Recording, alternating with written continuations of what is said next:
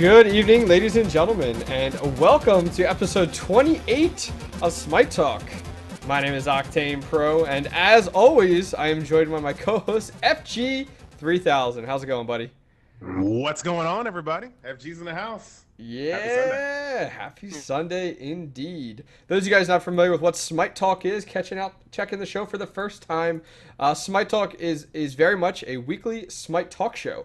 Pretty much we go ahead and have a nice casual conversation between myself and FG, but then what we do different than any other show out there is we accept calls from you guys live talking about the subjects we're talking about, bringing up your questions, your comments about Smite, pretty much no restrictions, no bars. I mean, you guys can go ahead and just kind of talk, call in, you have a question, you have a comment, you want to ask our opinion, feel free to, you guys. We're definitely looking forward to it, without a doubt. And we always have a lot of callers. We try to get to as many as we can. It's so funny because the way the show starts out, it's like, oh, there's one caller, two callers. And then by the end of the show, it's like, oh my gosh, we got 10 callers in the queue. At the end of the show, there's no way we're going to get to them all. So we will try our best to go ahead and get to as many people as possible. If you guys are interested in calling in, directly below my webcam, you'll see it says call in right now using Raid Call. So go to raidcall.com. And once you get it installed, you create a username and password. There's a little field in the upper left-hand corner. It's like a chat room type of field. You just go ahead and type in 746-1039 and type that in, hit enter, and you can go ahead and call in. And it'll put you in the channel. Kind of like Mumble in your TeamSpeak. But once you get into the channel, the moderator Buddha will be there, and he's definitely helping us out. He'll just touch base with you. Make sure you got a question set up. Make sure your microphone's set up. It's microphone only. It's audio only. We're not taking any direct questions via just text or anything like that. So should be pretty sweet. So before we jump in, FG, what have you been up to this week in Smite? Smite. I'm having a lot of fun with Smite. Okay. Ninja is the best god in the game. The best god in the entire game. Okay. Throw that out there. Okay, what makes you say that, huh? Were you playing support with her or something? Her? Him, Don't try to her. slide that past I don't me. understand.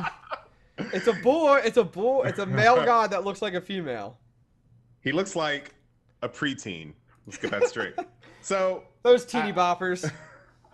I'm actually going to spoil something that I'm going to do on my channel just this week. But the question is, and I'll pose the question to you, Octane. We'll give you the question.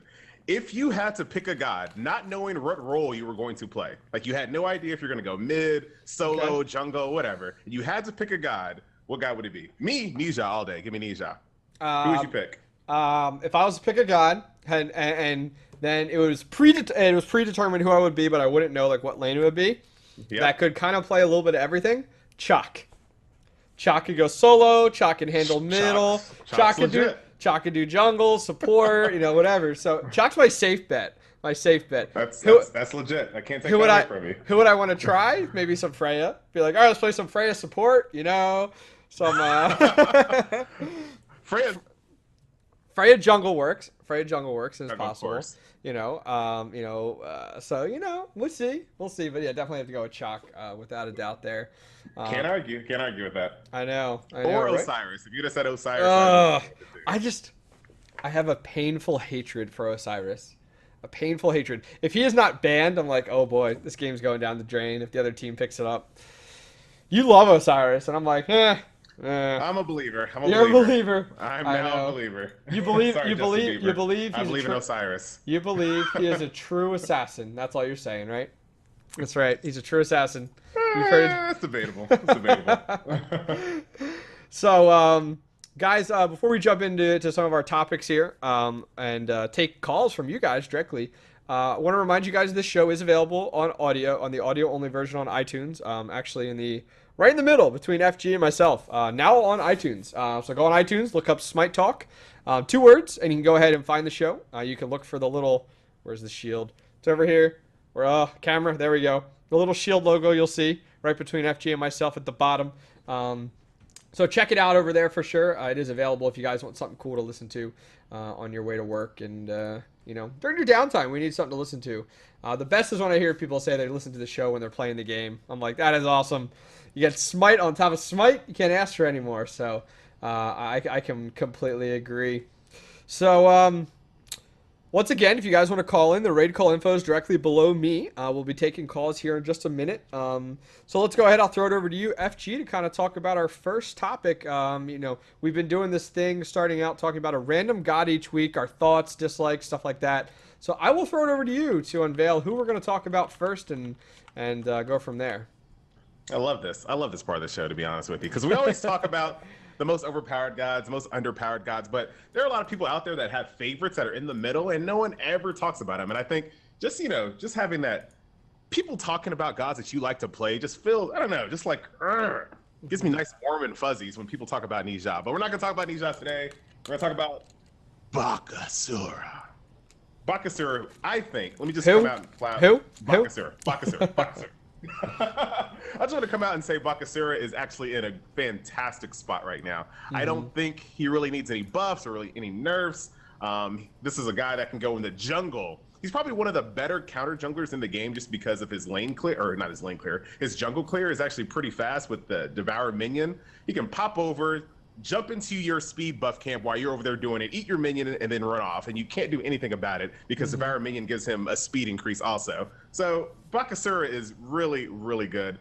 There was a time where they gave him a little too much power when they made his whole little puddle of puke all a cripple, and then it was like, okay, I was just gonna bring that up. Too much. Yep. Too much. But other than that, I think he's in a really, really good spot. If you remember, about maybe like 6 months ago, Hi-Rez mentioned that he was next in line to get a remodel. Yeah, I was surprised about that. Yeah.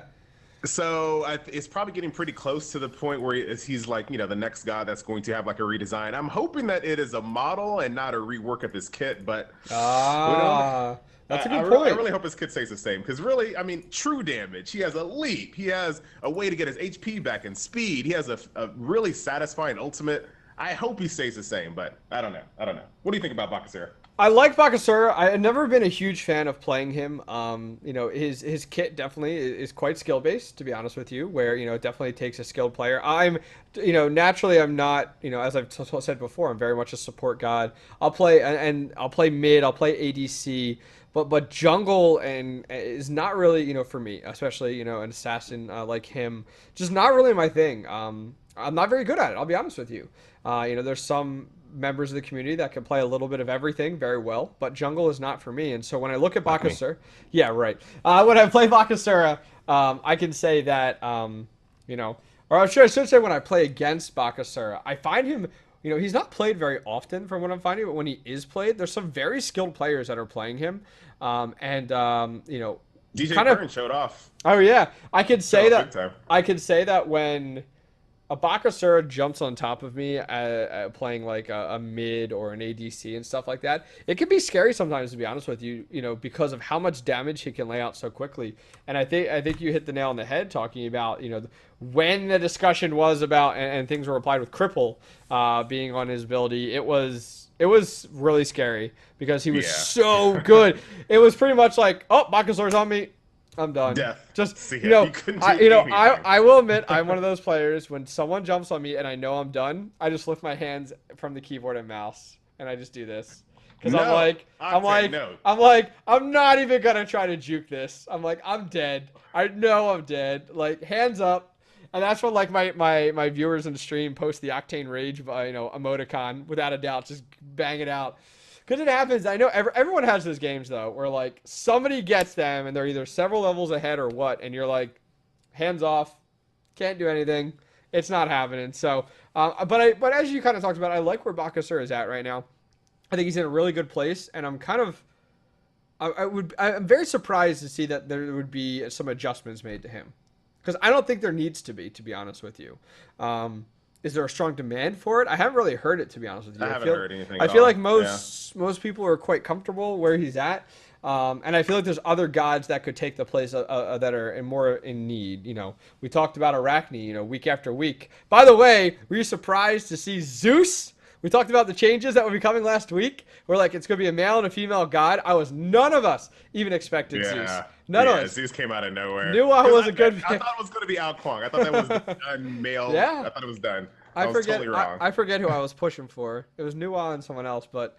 Yeah, you did say Nuwa. Yeah, but yeah, we talked a little bit about Arachne. But how about the changes they're making to the pets, to Bumba's Mask, to allow Arachne's pets to be stronger now?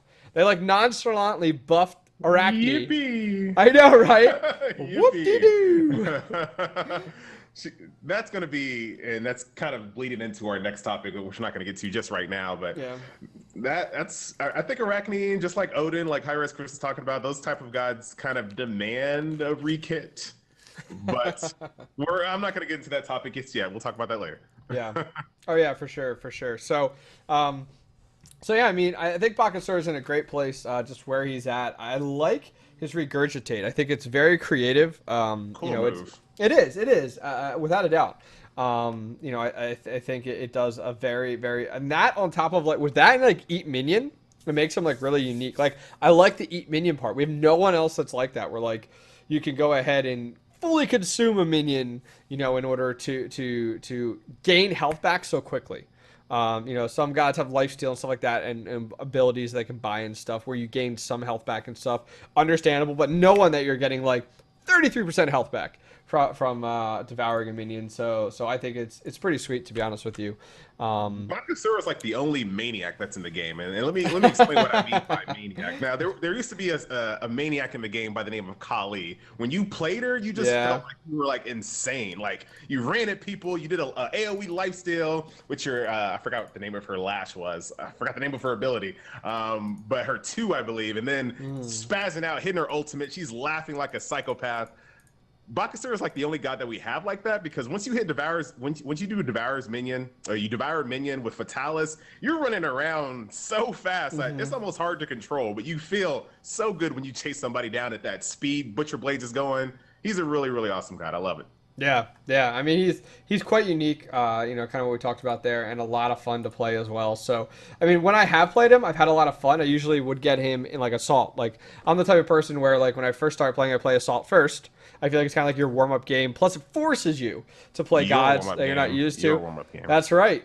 I love recommending it too to people when they're like, what, we have people that play arena only, and they're like, what mode do you recommend? And I'm like, Assault, because it forces you to play gods that you're like, I might not have picked them. So it forces you to play those gods to get used to them. And the value of that is not only do you have the opportunity to play that god and learn a little bit about that god, but then next time you play against that god, you know what's best to counter that god. And that's why like I always recommend to people, like, don't limit yourself to like these gods or this role, because there's so much you can learn about the game in general and how to be a better player by playing a little bit of everything. So that's why I love Assault. And so that's where I get turning this back around here. That's where I get to see him play Bakasura the most, is in Assault, where it isn't always the best for him because he doesn't necessarily have jungle per se, but you get to learn a little bit more about his abilities and stuff like that. So it's pretty sweet. So should we start to take some calls here? Let's do it. All right, so let's go ahead and bring in Dusk. I remember him from last week. Dusk, welcome to Smite Talk. How's it going? Yes, thanks for having me. Hey, thanks for calling back. I remember you from last week. Yeah, and the week before, I think. Yeah, I like the dedicated callers. Return callers. So what would you like to talk about? A bit about balance changes as usual. Go for it. I heard you guys mentioning Osiris earlier. I think he's a bit too strong for his own good. Like, yes, the warrior nerf, I agree. The warrior nerf, what exactly was it targeting? Wasn't it targeting so that warriors would be forced to try to build more into damage or more into defense accordingly, and not have both out the bat? That's exactly what Chris said. I feel that Osiris has that just by getting Queen Says. Like, I think his damage is fine just getting one item. And after that, you can build defensively. And even defensively, he has the passive and his third skill, which keeps him alive a lot.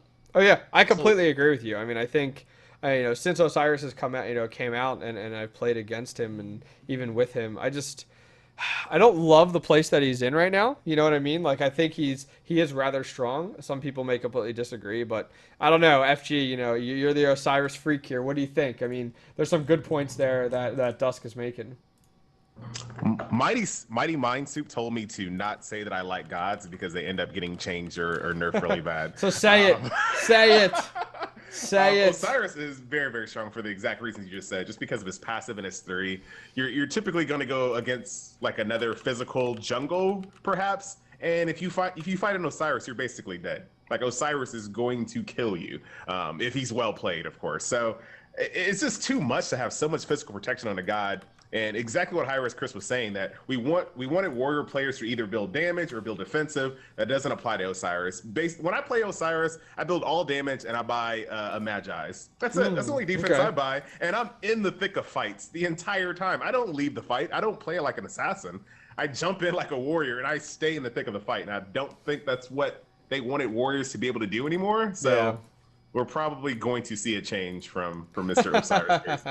and he was talking about they didn't like people being first pick, first ban material, which arguably Osiris is kind of right there, so he'll be changed soon. Yeah, one more thing is his attack string is a bit too good, like compared to other guys, especially melee. Yes.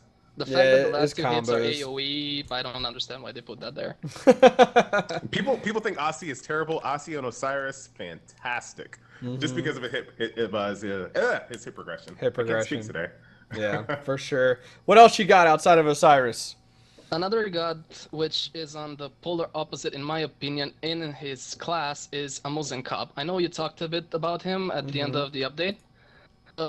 I feel like he's really, really bad as a hunter. I mean, of course he does damage if you put items on him because he's still a hunter, but his skills like offer almost no advantage over the other hunters. Like the only redeeming quality about him, I think, is his steroid, because you can have it up almost at all times while laning. Yeah, that's true. Other than that, I don't like his bees mechanic. I think it's useless. His third skill is useless. His ultimate I also think is kind of useless because the damage is not that high, and you can basically compare it to your auto attacks, which you could be doing while channeling ultimate and throwing it. And the fact that you can pick it up to reduce the cooldown doesn't really help you that much because you're not gonna use it more than once in a team fight, theoretically. Probably out of mana anyway. Yeah. Well, it's interesting you bring this up because last show we had on Reels X from SK Gaming, the ADC there, and one of the questions that someone had posted in was asking, what is his thoughts on AMC and what can make him more viable. And Reels had said, the reason that we don't see AMC used is not because he's not a good god right now, is because he doesn't have a disengage like kind of like a Neath does, or doesn't have a leap like your on her would, or a disengage with an ultimate like Apollo does for say, or his slide. AMC doesn't have that. So when he's in the thick of it, you don't have that ability to get out right away in order to save it, where you see that a lot with players like Zatman and Reels and Barracuda, where you could overcommit with an ADC completely and then disengage so easily, so it makes it so powerful as an ADC. And AMC doesn't have that. And so, Reels had said, it's really going to come down to a meta swap, as he doesn't see the kit really getting adjusted on AMC just because everything fits, the combo fits so well together. What are your thoughts on AMC right now, FG? On a side note, the month and a half that Zatman played AMC was kind of like the worst. It was like the dark period of Zatman, because Zatman is like the epitome of like overcommit, but he can do it because he's Zatman. But then you add AMC with that, it was like, oh man, don't do it, Zatman, don't do it. You can't disengage, you can't get out, man. How are you gonna do it? How are you gonna do it? I think AMC is actually, this is the thing about hunters, that there are a couple of hunters that are like this, the Xbalanque and AMC, where we kind of talk about their laning phase and we kind of don't really talk about that 20-minute mark when you're mostly in team fights. Yeah. This is where I think, so for AMC's pretty safe in the lane for the most part when his Guardian is there. Once he's gone, yes, he's very highly gankable. But there's one tip that I want to tell people about AMC, is that you don't always have to run from a gank with AMC. AMC is a fantastic boxer. Right, so if you're in the lane by yourself and that other hunter isn't there, I would just try to just box out, because you're not going to get away. You don't have a disengage. You might as well just try to live, and you'll find out a lot of times throwing that honey down is going to make sure that you land more auto attacks than you normally would. His swarm is so easy to hit. Hit him with your ultimate. You're going to do a ton of damage to people, and you don't always have to run. But fast forwarding to the team fight stage, Yeah. AMC, and it's not about competitive. I'm gonna, Realzy already talked about the competitive side. In normal casuals, you're not always going to get focused down like that. AMC should probably be your first target in a team fight, but in casuals, that doesn't always happen. And if you're not that good of a hunter, AMC is a really good choice in a team fight, because literally you just throw things in the vicinity of people and you're going to do a ton of damage. So I feel like AMC has a spot for certain people. Like I said, if you're not very good at landing auto attacks, AMC is your man, because you're going to have speed, you're going to have honey you're going to have honey to slow people down, you're going to have a swarm that just coats people and it's just going to spread on to other people. He's such a good team fight disruptor that I think. So I think he's in a good spot. I don't really want to see anything change on AMC. Okay. I heard an argument that Octane made when referring to the no disengage. Should he have more damage? I think he said that if he doesn't have an escape mechanism, he should have more damage. I can see that. I can see that. I think that would be viable. I mean, I would rather see him have more damage if he's not going to have the disengage to make him more valuable. Where also as well, where like you can't jump on top of him expecting to melt him, where he could do the damage to take you down so quickly. So, I mean, I can agree with that. More damage if you're a god and that doesn't have a disengage when you're in a position like ADC.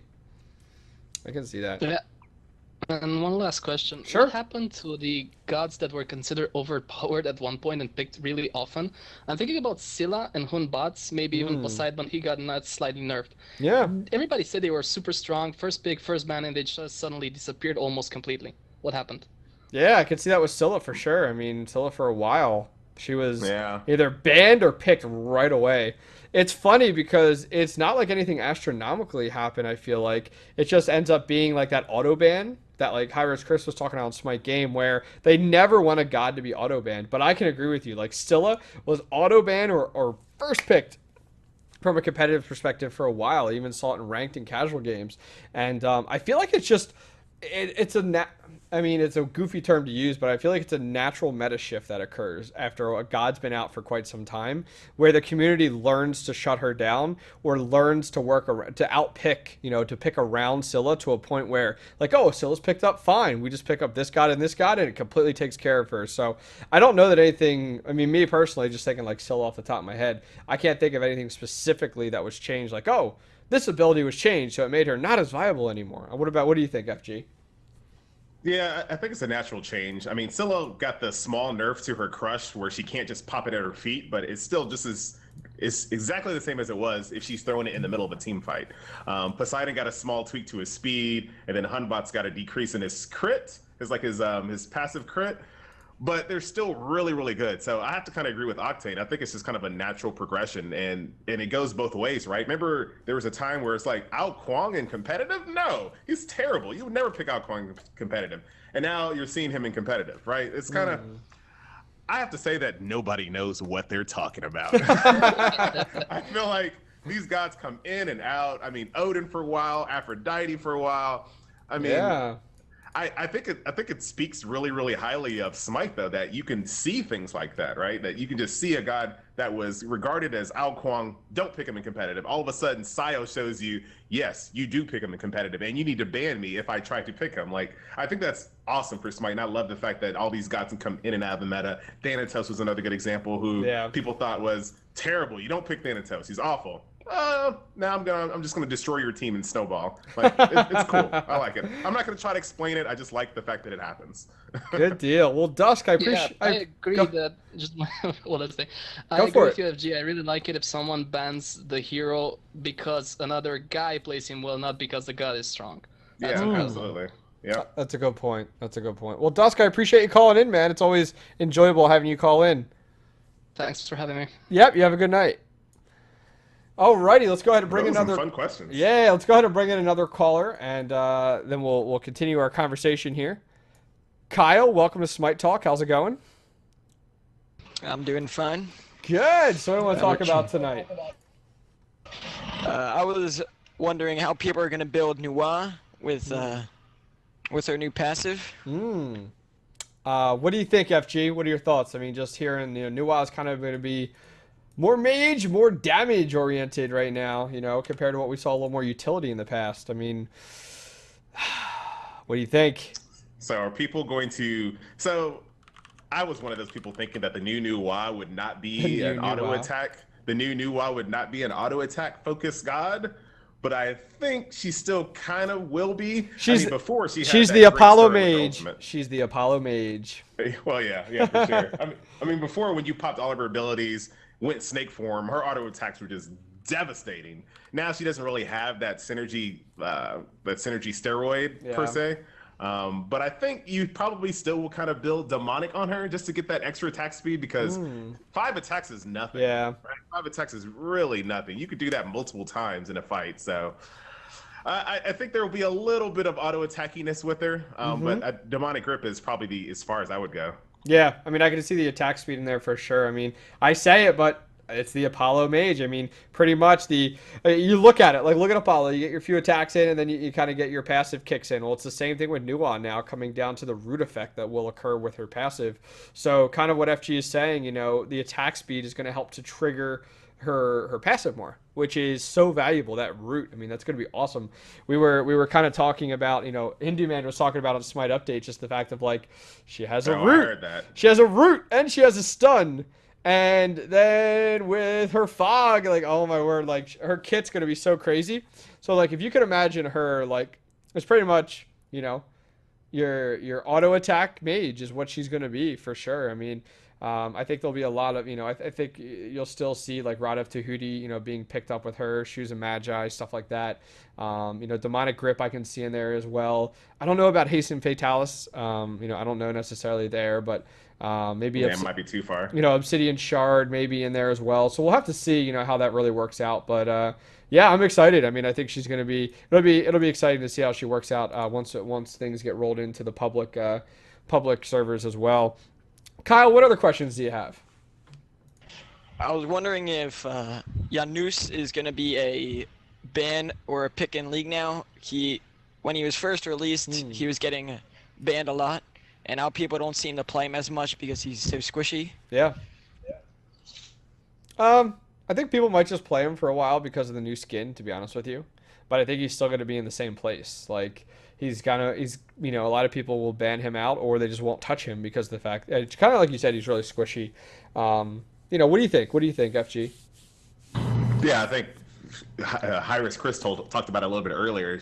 Just because he's strong, that we see him very, very strong on the weekends and in tournaments, but then that didn't translate to him being strong in the overall gameplay of normals and ranked. Like he had a really low win percentage. So I think a lot of people try him out and find out, you know what, I might be really good at other gods, but I'm not good at Janus, so I'm not going to play him anymore. So people, Janus, whatever, however you're supposed to say his name. Janus. But I think that's kind of the fall. I think people saw that he was spectacular. I mean, just being amazing in tournaments, and then someone else tried to play him, and it was like, wow, this early game, I'm getting pooped on. I don't even get to the point where I'm strong enough to do those type of amazing things. So I think that's kind of why he fell off, just because, and I think that's good. He's not, I wouldn't say he's the hardest god to play in the game, but he has a couple of nuances that have, a pretty high skill ceiling associated with them. So that's probably the reason why you don't see him as much as you should, especially not normals. Yeah. Hey, the Odin Zeus combo is not as powerful anymore, so it just doesn't work. I'm sorry. Odin Zeus. What other questions you got, Kyle? Anything else for today's show? Nah, those are all the questions I have. Well, great, man. Thanks for calling in. I appreciate it. Yep. Shout out to my senpai Reberg. Thank you. All right, let's go ahead. We'll take another question here, and then we'll jump on to another topic of ours. So let's go ahead. We're going to bring in Equal to Heaven. Welcome to Smite Talk. How's it going? Good. Well, thanks for calling in. So what do you want to talk about today? Okay, so I don't know if any of you guys were watching the NA Pro League play-ins. Yep. But if you guys saw the game with Bat Chunks Assemble, I can't remember who they went up against, but they did basically a solo duo lane. Yes. And then, I missed it. I didn't see any of this. Yeah. Tell me all about it. Yeah, they put Hades in the duo lane just by himself. And then they had like Bakasura and Nemesis basically in as jungle. Like a double jungle. Yep. And no one in solo lane, and then they had mid. Yeah. It no, was. they had a ROM. Oh, that's right. That's right. And it was like so off. Like so, it was pretty much it was a 1-1-1 with 2 junglers. So one left, yeah. one mid, one right with 2 junglers, and Yeah. it was like the typical. Is this EU meta? You know what I mean? Like it was kind of like really like only in EU do you see these things going on. EU Or no. and Yes, correct. You're correct. I'm sorry, NA. But yeah, it was just like I don't know. So what is your question about it? What's your question about it? So what gods do you think would work best with that sort of comp? That is so cool. I love that kind of stuff. Like when I play, and I've talked about Nija as much as I want to. I'm going to continue to do it. Nija is amazing. I love the fact that people are doing this more because I'll go into a conquest and I say, and I'm nice about it. I'm not a scumbag FG. I'll be like, does anybody mind if I play Nija ADC? And 99% of the time they say no and pick a hunter. But you don't always have to have a hunter in every game. You really don't. Hey, Nija support is where it's at. Thank you. Nija support is amazing. Don't encourage him. Give this Stop guy encouraging him. But I like the fact that they're experimenting outside of the box. I think Hades is a good example. Not Nuwa. Who else could be really safe in that long lane by themselves? Hades is a really good idea. I was thinking maybe Agni could pull it off just because of escape, and then you could do. Once you hit 5, you have the long range clear. The only part about Agni is Agni doesn't have like the survivability like a Hades would with that pickup with Hades. I mean, you could even do Ra there, to be honest with you. Like you could just pick up. You know, what I mean, it's pretty much just another solo lane is all it is. Like, you know what I mean? Like, because it's the way it forces the other team to adapt. The thing is, I wonder. Now, I didn't watch this entire game, the bans and pick stage. I wonder how things ended up working out regarding like what the other team was thinking when they're seeing this. You know what I mean? Like when you start to see that, you're like, wait, what? Who's playing where? Like how? You know what I mean? Like, oh. Yeah. Oh my word. That's the best thing. Like they ended up being really scared about their jungle buffs because Bakasura would just run around taking all of the enemy jungle buffs, and I think that's kind of the problem with the comp is you have to like invade their jungle constantly, and if it doesn't work out, then it won't work out. Mm-hmm. But you have a Bakasura and a Nemesis, you could arguably outbox pretty much everybody. That's pretty awesome. I like that idea, and I like the fact that you can outplay an opponent by just switching the entire strategy, not just let's counterpick this and this. No. We're just going to go 1-1-1-2. That's awesome. I really like that, and I think when Smite released into China, I think they were doing some goofy meta. I think they were doing 1-2. They put 2 people in mid, I believe. Oh, but I've seen that before. EU used to do that for a little while. They did like 2 people mid to screw things up. And the interesting thing about like the players in China, from what I've seen with some of the VODs that you can find out there and stuff like that, is that they very much do. They like to play gods that are very like safe gods. Like Ra, for example, who could do the damage, but then also has sustain. Hades, same example too. Like they pick a lot of those types of gods, to be honest with you, that they can go ahead and pick up. And so you see that like from their early on meta in closed beta, that was some of the stuff that they picked up on. And so, yeah, I mean, I like seeing stuff like that, like curveballs, especially for teams that like them who went like 3-0. Like they had opportunities where they could play games like that. You know, it worked, which is great, but like, you know, that's quite risky. And somebody in chat was like, I'd like to see them play against some of the higher teams like that. Very good point. Like, do you see them going ahead and pulling that off versus a Cognitive or a Snipe or something like that? You know what I mean? Like, I don't know that they would pull that off. I say it goes both ways. Yeah, I think it'll either be really, really successful or really, really terrible. Yeah. You know, something really, really high end like that. Yeah, that's true. Yeah, that's true. The person in the 1v2 lane could easily get really screwed. Yep. If they weren't able to play it perfectly. Yeah, that's a good point. What other questions you got for us today? Tier support. Do you think it would work? No. What? No. No. No. Well, I think Tier's. I think Tier's kit is too valued in a jungle type of situation, or you know, within his warrior role. You know what I mean? Like I don't know. You know, I just don't think it works. It's a slightly different style of support because like Tier's kit right now, all he can do is set up kills. Mm-hmm. So is the question, are you setting up kills in like solo lane or duo lane? Yeah, I mean that's a like roamer style support like that you used to see in the warrior meta, but you don't see nowadays. Sure, sure, and I can understand that. I mean, I guess I was quick to say nope, wouldn't work.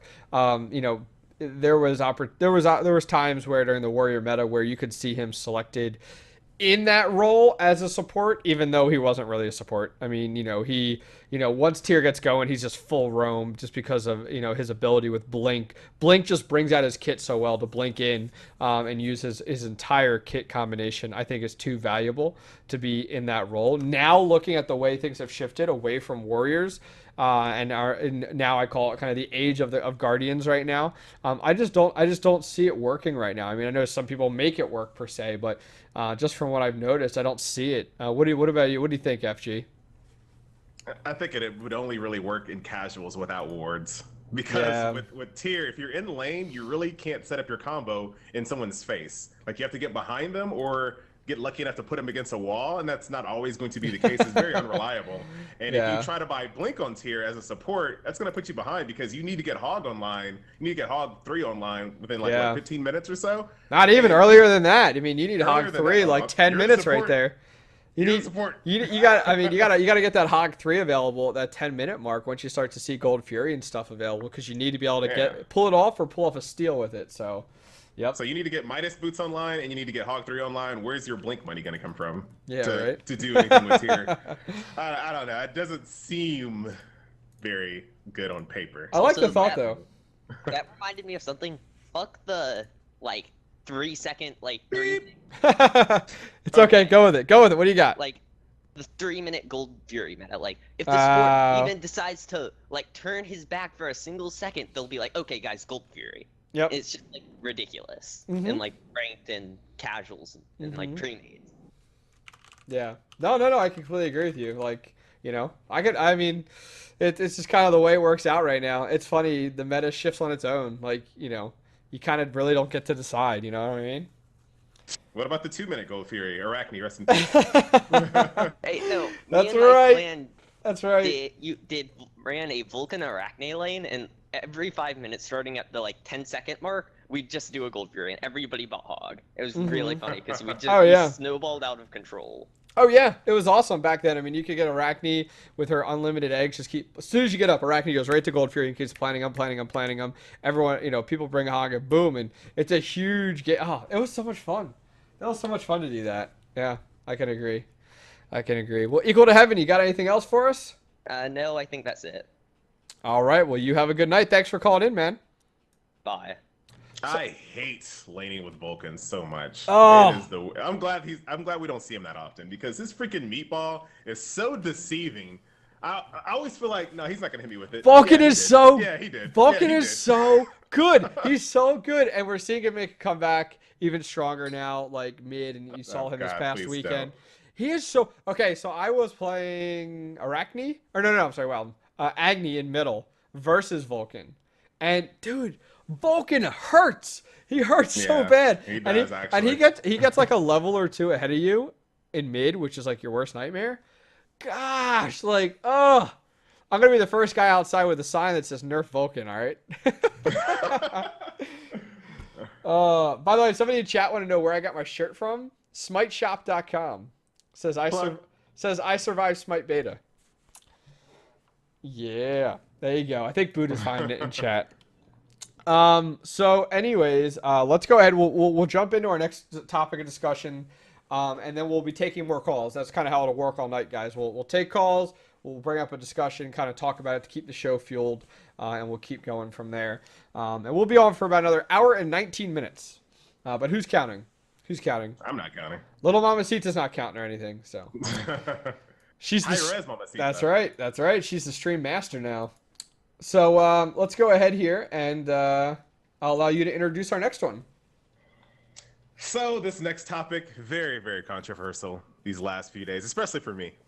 And there's other people out there. I'm not going to be the only New Wa fan in the world. Do it. But this goes further than New Wa. So, and I really don't have an end point with this. I just want to kind of just throw the discussion out there, just kind of get the conversation started. So, how does everyone feel? You two and Octane. How does everyone feel about? I feel. You're like, how does everyone feel? And I'm like, I feel. I feel. Go ahead, keep going. Wow. It's all you. How does everybody feel about Hi-Rez's stance on completely retooling God's kits, right? Kali is a great example. When they remodeled Kali, they didn't just remodel her model itself. They said, you know what? Let's change pretty much all of her abilities, right? Let's change her lifesteal, AoE. Let's change her ultimate. Let's change her 2. Let's give her jump. Let's change everything about her kit. Yep. Same thing with Nuwa for the most part. Let's change everything about her kit. Okay. So what happens to those players that really loved the way old Kali played? Tough. Right? What happens to the people that... She's gone.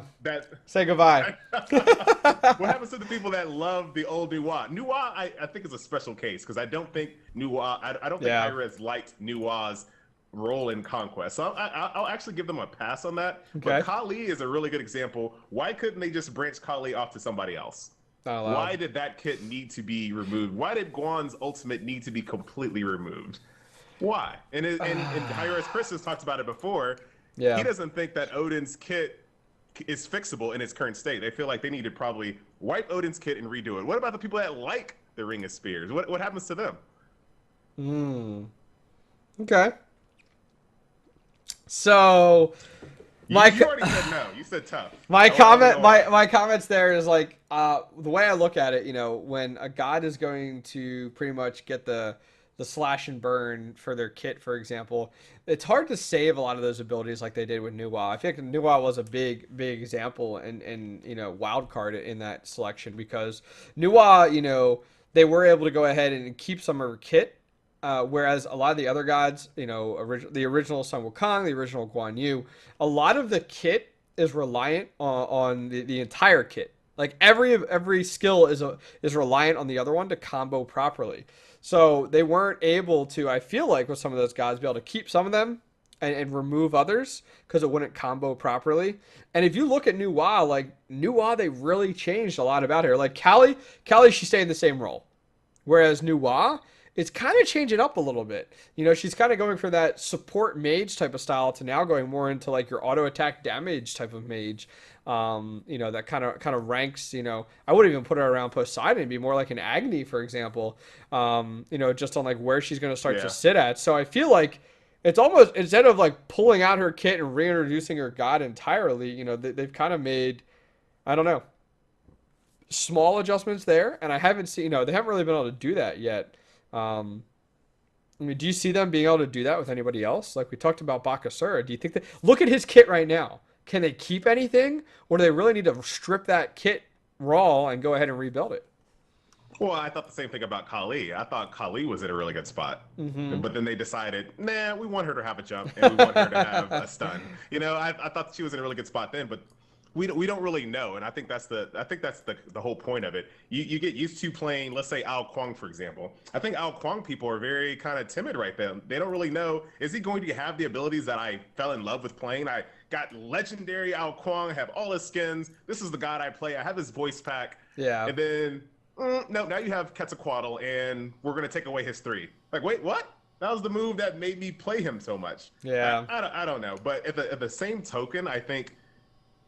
I say that I don't like that kind of thing, but at the same token, I look at a god like Arachne, and I'm like, no, wipe her kit. She needs to be redone completely. So I'm kind of on both sides, and maybe just because it affects me with Nuwa and Kali, I care more. So that's what I'm trying to get more opinions to see that maybe I'm just biased. Maybe that's what it is. You're Nuwa biased. You're not allowed. Maybe. You're not allowed. So let's go ahead. We'll take our next caller here, Twerking Nutella. We'll go ahead and bring him in. Twerking Nutella, how's it going, buddy? Welcome back to Smite Talk. Am I on the Smite Talk? Of course you are. Wow. Welcome. Twerking, I can't believe it's not butter. Welcome, my friend. What an honor. That's right. Nutella's better for you anyway. So what do you got, man? So, I want to talk about my favorite god. Okay, put your mic closer. Arachne. All right. Arachne? What about Arachne? Can I say something before you ask your question? Yes. So if you go into the Tier Monster Smite channel and you type in exclamation point Twerking Nutella, it tells you something about Twerking Nutella's Arachne. Does it really? That's all I'm gonna say. That's all I'm gonna say. Go check it out. Oh, go ahead. Boy. Continue. Alright, so I really like Arachne as an assassin. And I do not want them to change her into a support because I don't want to play support with Arachne. Or anything else, or a warrior, or anything else. I like her as an assassin. So I was wondering what you guys think they can change her kit to make her still an assassin, but like more into the meta. Instead of what she is now. Well, those of you guys not familiar in chat, they are going to be releasing in the patch coming up something that does affect Arachne directly, which is Bumba's Mask. They're actually giving a buff to it. It's true. So if you guys look, Bumba's Mask, there's a damage buff for pets, which Arachne has the spiders, which is considered a pet. So they're buffing her a little bit. We're calling it a little bit.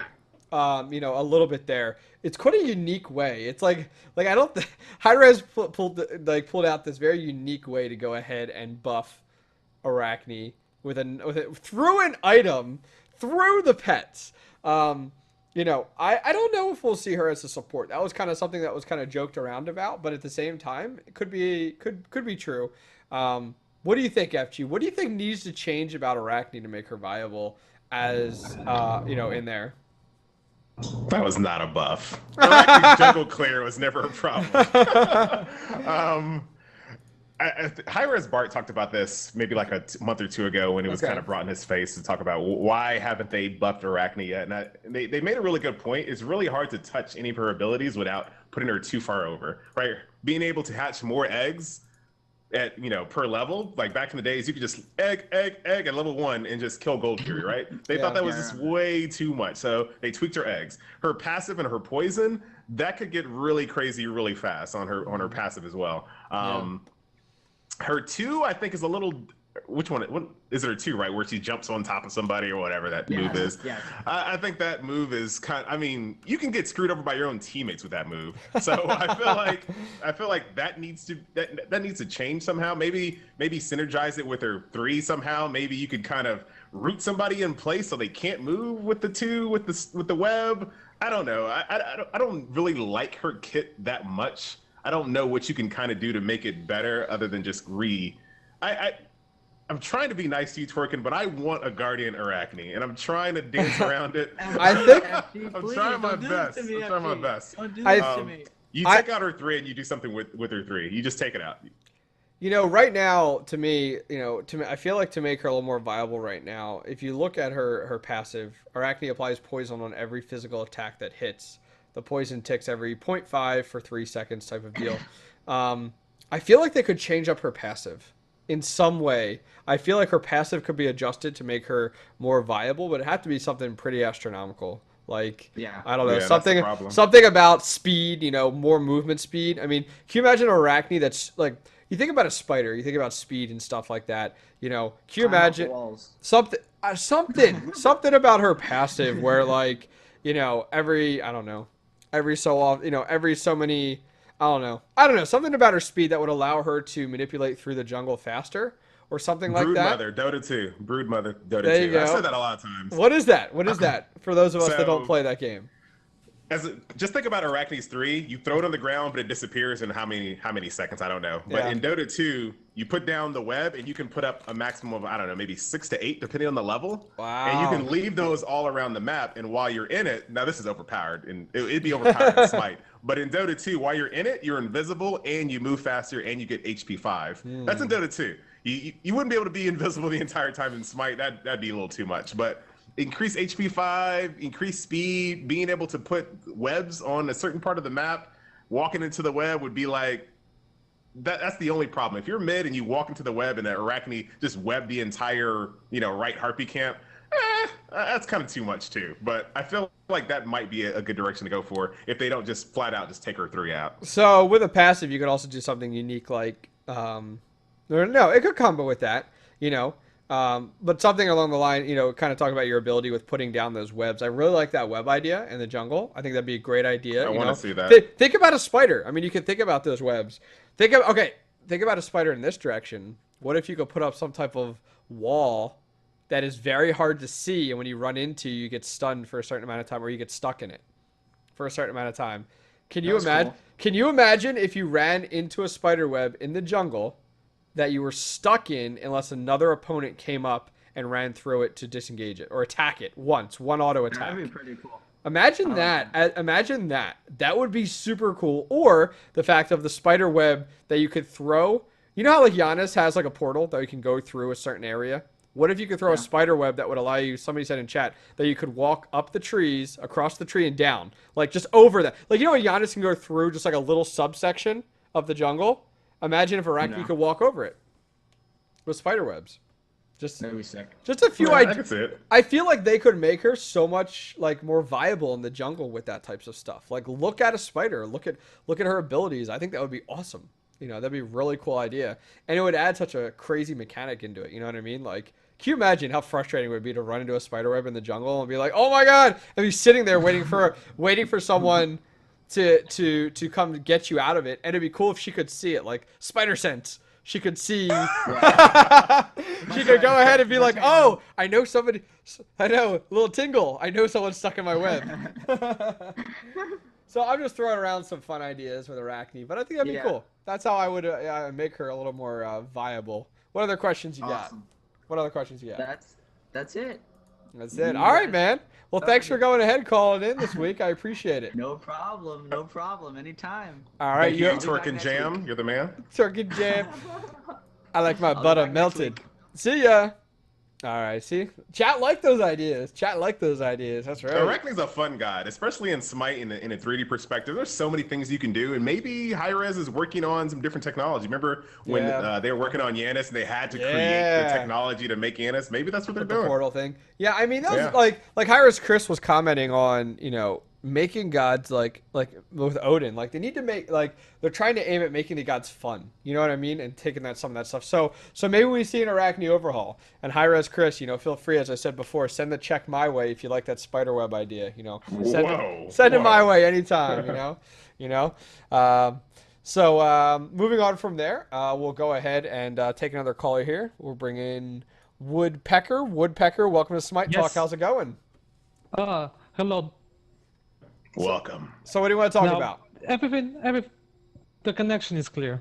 Yeah, it's clear. You're good. Go for it. First off, I want to congratulate the talk on Arachne. I think not enough attention is drawn to little Spidey. Little Spidey. Anyway, the following topic is not necessarily, or well, not at all, about balance. Some people don't care about this. You have been warned, but so there is this issue that there are skillless skill shots in the game. Correct. We'll never know the real answers. Only Chris has them. So take what anyone says here as a grain of salt. But as far as Nuwa is concerned, it had to not be a skill shot because we had to have a Kardos ultimate in the game. For Nemesis, it's anyone's idea. I don't know why it's not a skill shot. Okay. So what do you? But what I want to ask is where would we have to draw the line? Okay. What do you think? What do you think about that, FG? You know, talking about Nuwa not having a skill shot for the ultimate.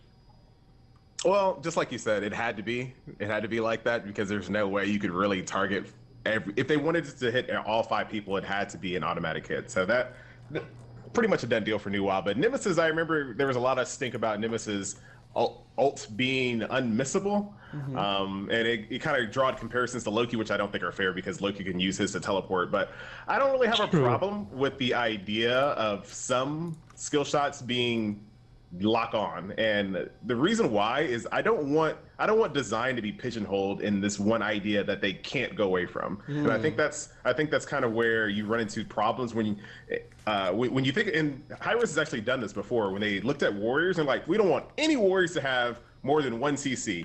I actually think that's bad design. What if you design a warrior that needs 3 CCs? Not saying they should, but I'm saying I feel like that pigeonholes you into something that you shouldn't need. So if you want to make a god like Zhong Kui where you hit your 4 and you just run around like an idiot, I'm okay with that. I think it just adds to the design of some gods, and I think Nemesis is an interesting example. I try to think about what it would be like to be able to miss that sword.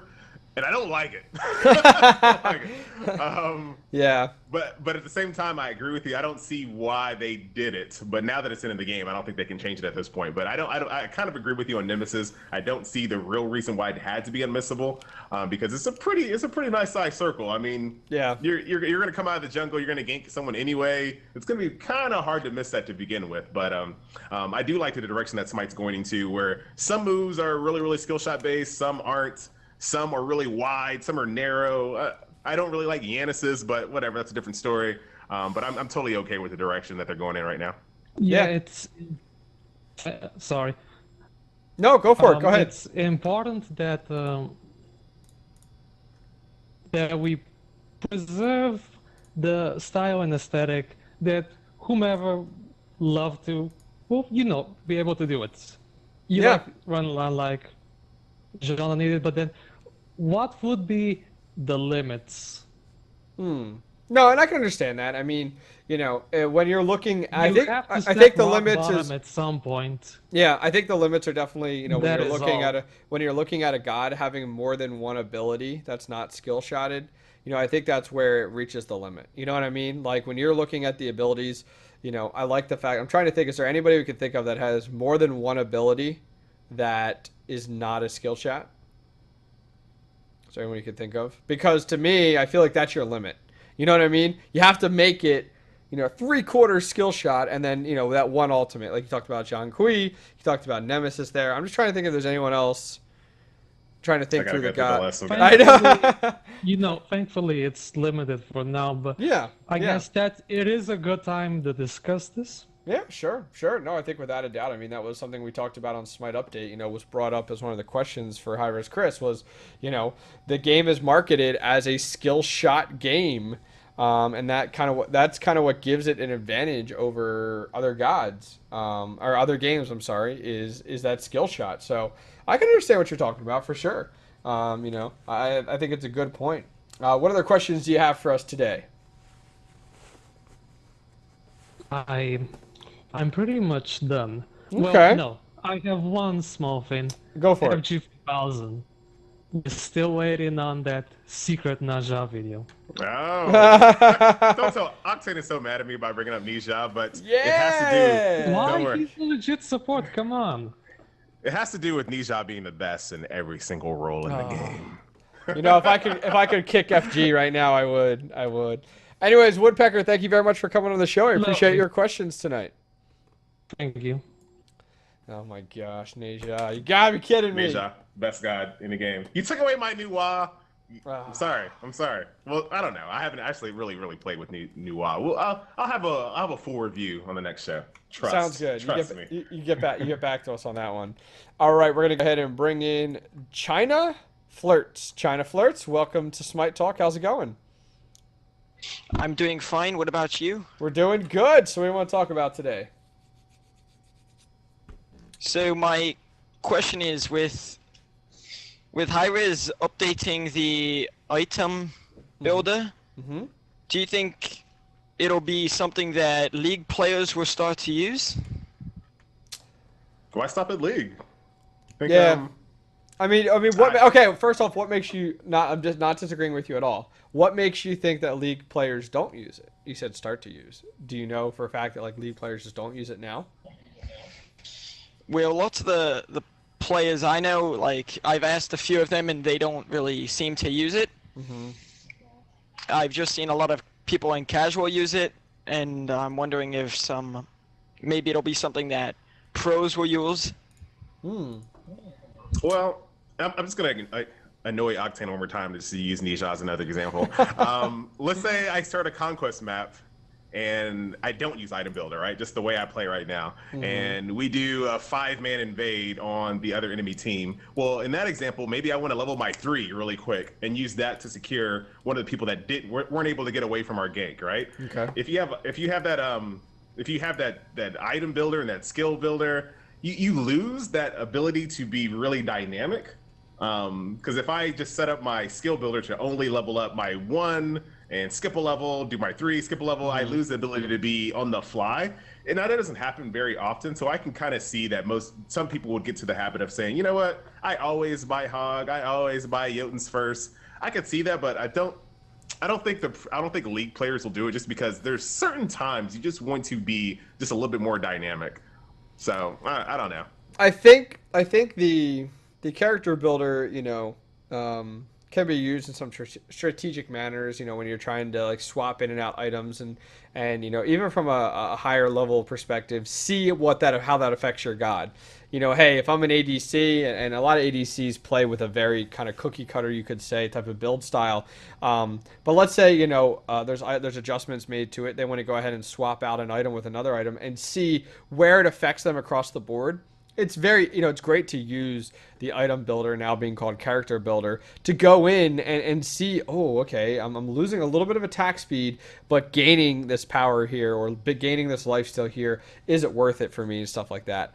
I really see the benefit in the character builder as well for newer players that, there's a lot of people that newer players take that leap from using the auto level and auto purchase to going ahead and taking those off. And when they do that, there's a lot of discomfort. Like, I have a friend of mine who plays, and he's like, man, I hate having to pick my items, type of deal. But the thing is, it's just that barrier. Once you get past it, you're so comfortable. And I feel like the character builder is a great place for someone to be like, okay, let me go ahead and play with it. And because a lot of newer players I know, like, they always want to play around and try all these different things, which is fine, but try the character builder so you can see how it affects your god the most before you just go randomly trying it in game and frustrating people when they're like, why are you buying that? Like, why are you buying Frostbound Hammer or something, stuff like that, like in certain situations. So I think the character builder is perfect, but in very unique situations. So I'm not sure if that answers your question completely, but that's kind of my approach on it. Yeah, I've gotten a lot of people trash talking me about when they had meditation. A lot of people would always say things, oh, why you buy meditation? Mm-hmm. And I mean, I think that you are going to get BM if you use auto buy and if you don't. Correct. I mean, and that's the thing. I mean, here's my example. My thought about it is with auto buy in there. If I see somebody pick up meditation, I'm not going to give them a hard time. I know off the back that, they either, one, know something I don't, or two, they're newer at the game. Now, if I see someone pick up meditation, I see someone giving them a hard time, I might just ask them flat out, hey, are you new to the game, or are you using auto buy? And if they're like, yes, I'm like, fine, great. That's fine. Like, I shouldn't be the person, that's the big thing. If you ever see someone pick up meditation outside of, like, Assault, ask them, are they using auto buy? If they say yes, don't argue against it. They're trying to learn the game. Now, granted, some people may pick up meditation, as they're, think about it. Let's say you're a newer player, you've gone ahead and used auto buy and auto skill for a few weeks. And you're like, okay, I'm going to make the plunge to buying items. But they're so comfortable then with meditation. So they're going to pick up meditation. Even if they're not using auto buy, they're going to pick it up because they're so comfortable with it. So, it just shows, all it does is just show your level in the game, I feel like. I don't know. What do you think, FG? Totally agree. I don't really know what else to say on this topic too much. But when it comes to meditate, I agree with you. Like, you really can't say anything because they're still learning. And I know a lot of people become typer warriors, and they just start typing. This is why you don't do this. This is why you do this. This is like information overload when someone's brand new. Like, I saw this when what's the guy's name? Trump. The Hearthstone player. I used to say Hearthstone. Don't judge me. When he first played Smite, the entire chat window was filled with, don't buy this. Buy this for penetration. Buy this for armor. Like, dude. He's brand new. Let him play with meditation. Let him play with auto buy. Let him gradually get to the point where he knows what he's doing. That's the thing. Like, I remember watching him and seeing the same exact thing. And kudos to him. If you, as FG had said, he's a pro Hearthstone player. And he all of a sudden the other day he started playing like Smite. And he had like 8,000 viewers, which is excellent, bringing those people over. And he's learning to play the game. He's going through the tutorial. And like, he's learning that you can place skill shots. Like, he didn't even know that you could place some of those skill shots. That's how new he is. He's going through the tutorial and everything. Yeah. And there's people in chat being like, why are you using the auto bar? Blah, blah, blah. It's like, are you kidding me? take a step back. When you first started playing this game, you did not jump in the game, take off auto buy, take off auto level, and know everything you need to know. So when I see that, I just want to be like, shut up and let them play the game. Yeah. He's like, by size. Like, he doesn't know what size are. Like, what are you talking about? Get that out of here. So yes. China Flirts, what else you got? Yeah, like what you guys were saying about meditation. Mm-hmm. From what I've learned, from watching D and Brandon stream, some meditation is something that works great with Hercules, and that's really the only place I've seen it out of Assault. Debatable. Yeah, I've seen people comment on that as well. I can agree. I have no feeling against it because I don't use it, but that's just my thought. Yeah, and I mean, this is kind of it kind of goes. I don't think meditation is going to be that type of thing, but there are times in the Smite life where people think something is really, really bad, and then all of a sudden someone shows how it can be used the correct way and how awesome it is. Aphrodite Solo is probably the best example in our, the most recent was everyone thought she was trash. You picked her, you instantly got BM'd, and the next thing you know, she was amazing. I don't think meditation will be that. Meditation Hercules is not going to be that. He tried for a good couple of weeks. Meditation Hercules, and then it kind of faded off. But I'm okay with it. I'm okay. Okay. So, any other questions you got for us here, China Flirts? No, that's it. Thank you. Thank you for coming on. So, I have a topic for you, FG.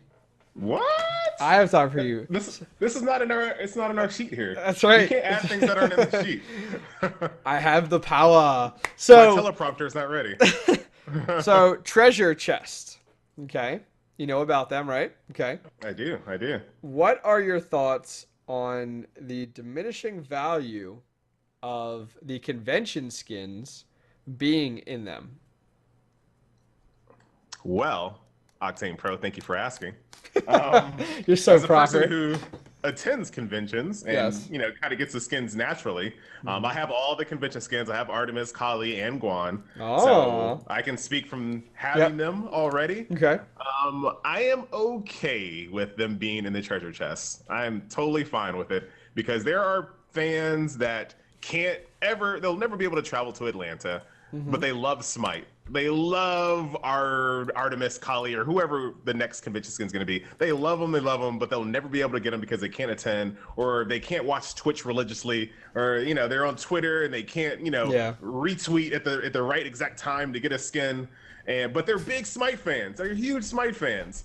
I like that there's a way that they can have these skins. I'm not the type of person that wants to be like, haha, I got it. You'll never get it, because I got the convention Guan skin the correct way, but I didn't get the convention Artemis skin the correct way. I got that just by retweeting Hi-Rez Chris one day. You know what I mean? So it's not like I was like, the elite person that went to the convention. I got the skin the right way. So I saw a bunch of people on Reddit talking about, they wanted to keep them rare. They wanted to keep them out of the hands of the people that haven't been around for a long time. And we have things like that in the game already. Poolsidon is a great example. You can't get Poolsidon out of a chest, and you can't buy Poolsidon in the game anymore. So we have things like that already in the game to give you your little badge of honor, saying, I've been playing Smite a long time. This is my badge of honor. So if you look at it, like Poolsidon was kind of like a promotional item to help to build a prize pool. And, kind of the Artemis skin is kind of a promotional item if you think about it too, though. It kind of has a unique feature where, you went, okay, you get the Artemis skin. So why is there a big difference between the two of those? To you, with Artemis and with Poseidon, they're both promotional. They're both to push an event specifically, yet they allow one into the treasure chest but not the other. That's a very good question. I think I just got owned. They are pretty much the same. I'll grant you that. When it comes to that, it's just one's the same. It's just one's before and one's after. But at the same time, if those were in there, if Winter Athena was in there and Poseidon was in there, to be honest, I actually wouldn't care. I actually would not care, to be honest. Like, I don't play Poseidon and feel like I'm better than people that don't have Poseidon. Now, here's a question for you. So you have the Artemis skin right now. And when you play with it, do you see people comment on it? Like, oh, wow, that's good, a cool skin, or wish I had it, stuff like that. Really? No, Really? I don't get any comments when I use that Artemis skin. I actually don't. Even with the blood red Kali skin, which I think is freaking amazing. How can you not say anything about that? Nobody really says anything. Now, do you think you don't because the scene's becoming oversaturated with it? Or do you think people just don't value it? Like for example, did you play World of Warcraft? I see where you're going. This is kind of like the ashes, like the mount. You want it to be this thing where you see it and it's like, oh my god, you have that. Yep, exactly. That's where I'm going with it. When you look at some of the mounts in the game, people will go, oh wow, you have that mount. You know, you worked hard to get XYZ, or hey, you were at this event, and it's a one-time deal. Like, you know, that's the only way you can get it. You actually, like, some people will go back through, you know, years later and play it in order to get it. You know, I guess my question is, you know, looking at it, you know, do you think that they are oversaturating that unique skin just to make it, just to sell the treasure chest? Well, yeah, for sure. Because, you know, I guess that's where I'm coming from here. You know, what do you think about that? I mean, look, does that take away from the value of the skin from someone going to it and everything? I still don't think it takes away the value of it, though. I see what you're saying on this, but at the same time, they have to have something that is enticing to people in those treasure chests. And the fact that convention skins are rare is it's not the only way, but it's a really good way to promote those treasure chests, the purchase of them. But man, I see that you really want these things to be rare. Me, I'm just asking the question because they're going to be less common. I haven't really commented on it. I'm just asking the questions. I know, Mr. Devil's Advocate. I still think Artemis is going to be pretty decently rare regardless. I still think it is. Just because of the epic title, I guess they put on it. When you're looking at the different items that you can get out of it, I think it's under the epic title of the rarity of it per se. I guess the interesting thing is, like, let's say you have a majority of let's say you have 99% of the skins. It'll be really easy for you to get that convention skin because it only gives you what you don't have. You don't get what you already have with them. You know. Sadly, you have to go through all the wards first. I learned that the hard way because I have no wards, special wards. So when my treasure chest was opening, it was just like ward. I was like, oh no. But one final comment on this whole convention skin fiasco. Artemis, Kali, Guan are the three that we have, but they go to so many lengths to give these things out. I feel like I think Hi-Rez was already naturally diminishing the value of them already. They were walking around with like decks of them, like playing cards, like just passing them out to people. Streamers got tons and tons of them. So I don't think Hi-Rez ever really envisioned them to be ultra rare. I just envisioned Hi-Rez thought that they just wanted them to be special, and I think they still are special, in my opinion. Do you want my opinion now? Yes. I hate the idea. Oh, tell us why. So, the Artemis skin started out as a very hard skin to get, and it was pretty much just going to that convention. And, you know, when people go to a convention and they walk away with a goodie bag per se and stuff like that, you know, it's stuff to say, wow, like, I was at that event. You know, you can see stuff with like Blizzard and stuff like that. When you go to BlizzCon, you know, you get your BlizzCon goodie bag, which has things that nowhere else and no one else can get. They sell X amount of them. This is where you get them from per se. I liked the goodie bag. I liked the convention skin, the Artemis skin they came out with. They were really hard to get, and it was hard to get a hold of them. What I don't like, and I'll be honest, you know, I mean, I like being able to have lots of codes and give them out when I want to, but looking back at it, I like the idea of having something that is only attainable when you walk in the door. For example, I was at the launch tournament. Unfortunately, the Guan Yu skins were not... When you walked in the door, you weren't handed a Guan Yu skin. You were there, right? Weren't. The launch event. And that was a big problem for people. People were like, I'm at the event. Where's my Guan Yu skin? And they, you know, that was one of the criteria. Like, hey, you know, I think that was even in the thing. Like, you buy a ticket, you get a Guan Yu skin. So I don't know how that fiasco worked out. But I wasn't at the event where you got the Artemis skin. I wasn't at the event that you got the Cali skin. But if I went to that event and I got one of those skins, I would have been so frustrated to hear some guy just sent a message to Twitter at one of the Hi-Rez guys, and they just throw him a skin. Or, hey, they're posting, like, I will say the Guan Yu skins are a dime a dozen. You can find them everywhere. Yeah, and it's like, there's no value in that. Like, and so I feel like if they're not going to do it with these convention skins, I'd like to find Hi-Rez, find something else in game that they could release and say, this is a one-time deal. These 2,000 people that went to this event got it, and that's it. No exceptions. Because it adds that value to it. So then as you're playing the game or you start to, progress through the game, people look at that and they're like, wow, you have an Artemis skin. That's from one of the first Smite events that came out. That's awesome. So cool to see that you have it. That's just me. I'm just that type of person. Like, I hear you. I am one of those people that love having something tangible that someone else does not have and that other people go ahead and appreciate it. To be like, wow, like that's awesome. So cool to see that. And so like the Guan Yu skins, people still are handing them out like they're nothing. And it's like, wow, that really takes away from it.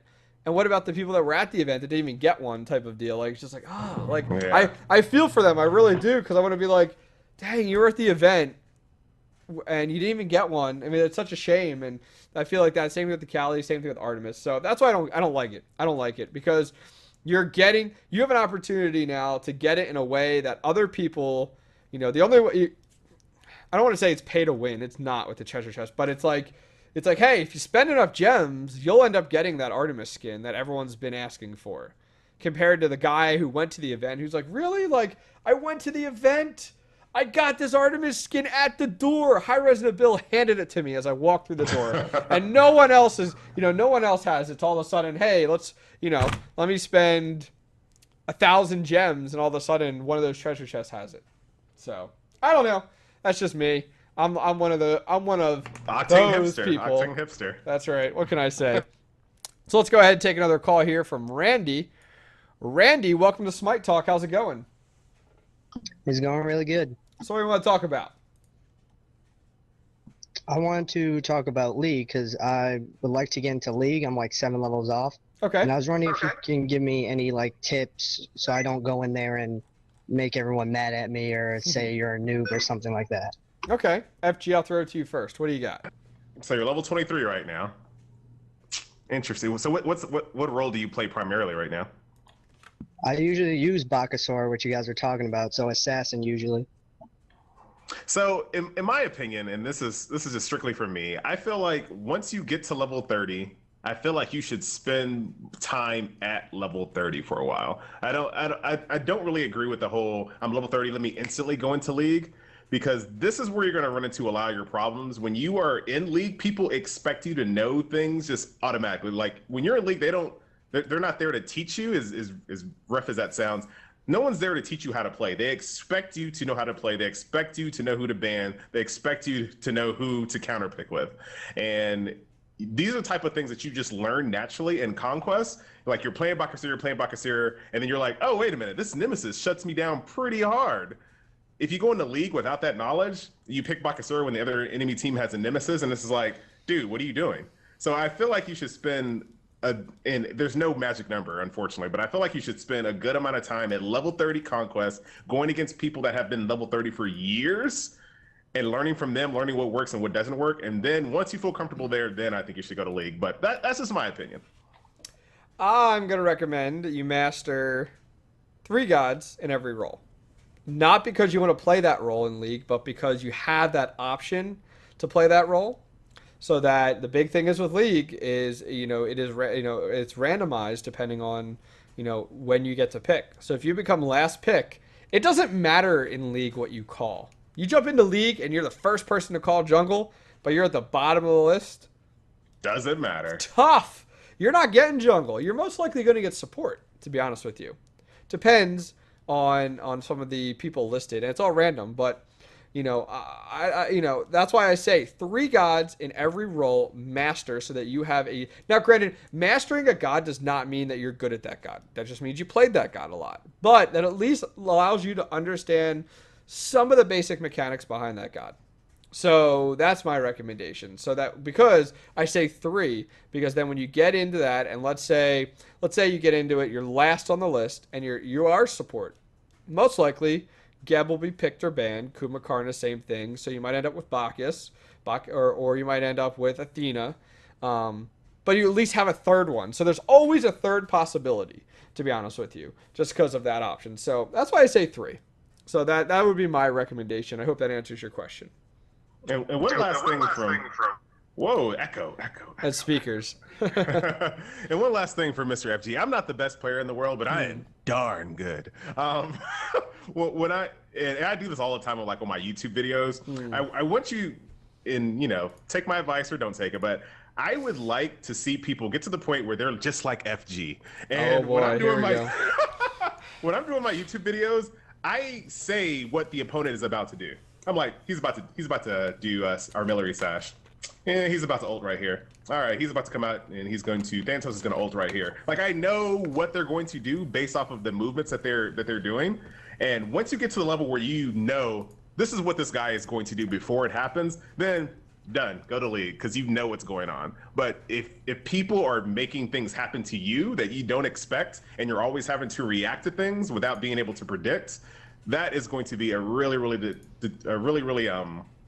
barrier of entry to league when you don't know what's happening to you and it's happening to you so fast, and you're going against players that are really good. That's a problem. Okay, I can see that. I can see that for sure. Randy, what other questions you have for us today?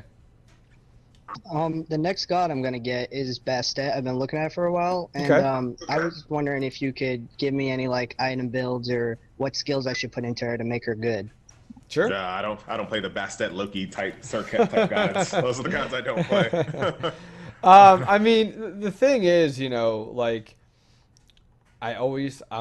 that guy. I'm a huge advocate for hey, there's no cookie cutter builds out there for specific gods. Especially, it's always situational, I feel like. Bumba's Mask is a no-brainer with her. Same thing with Warrior Tabby.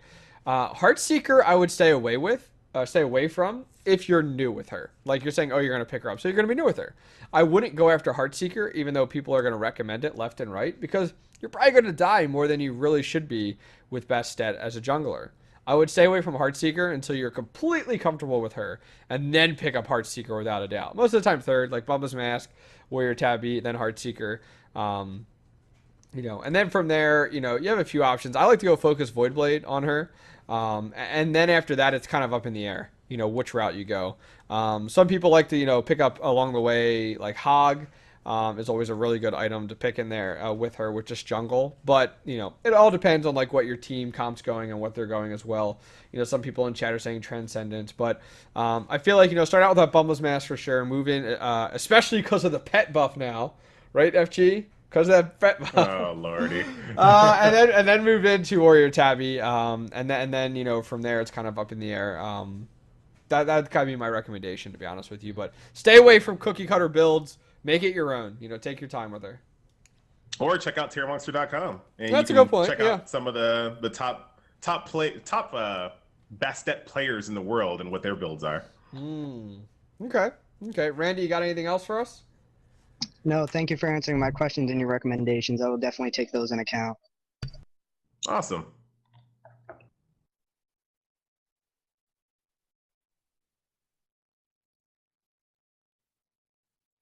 I think I lost sound. I think I can't hear anymore. Nope. I was muted. I was coughing.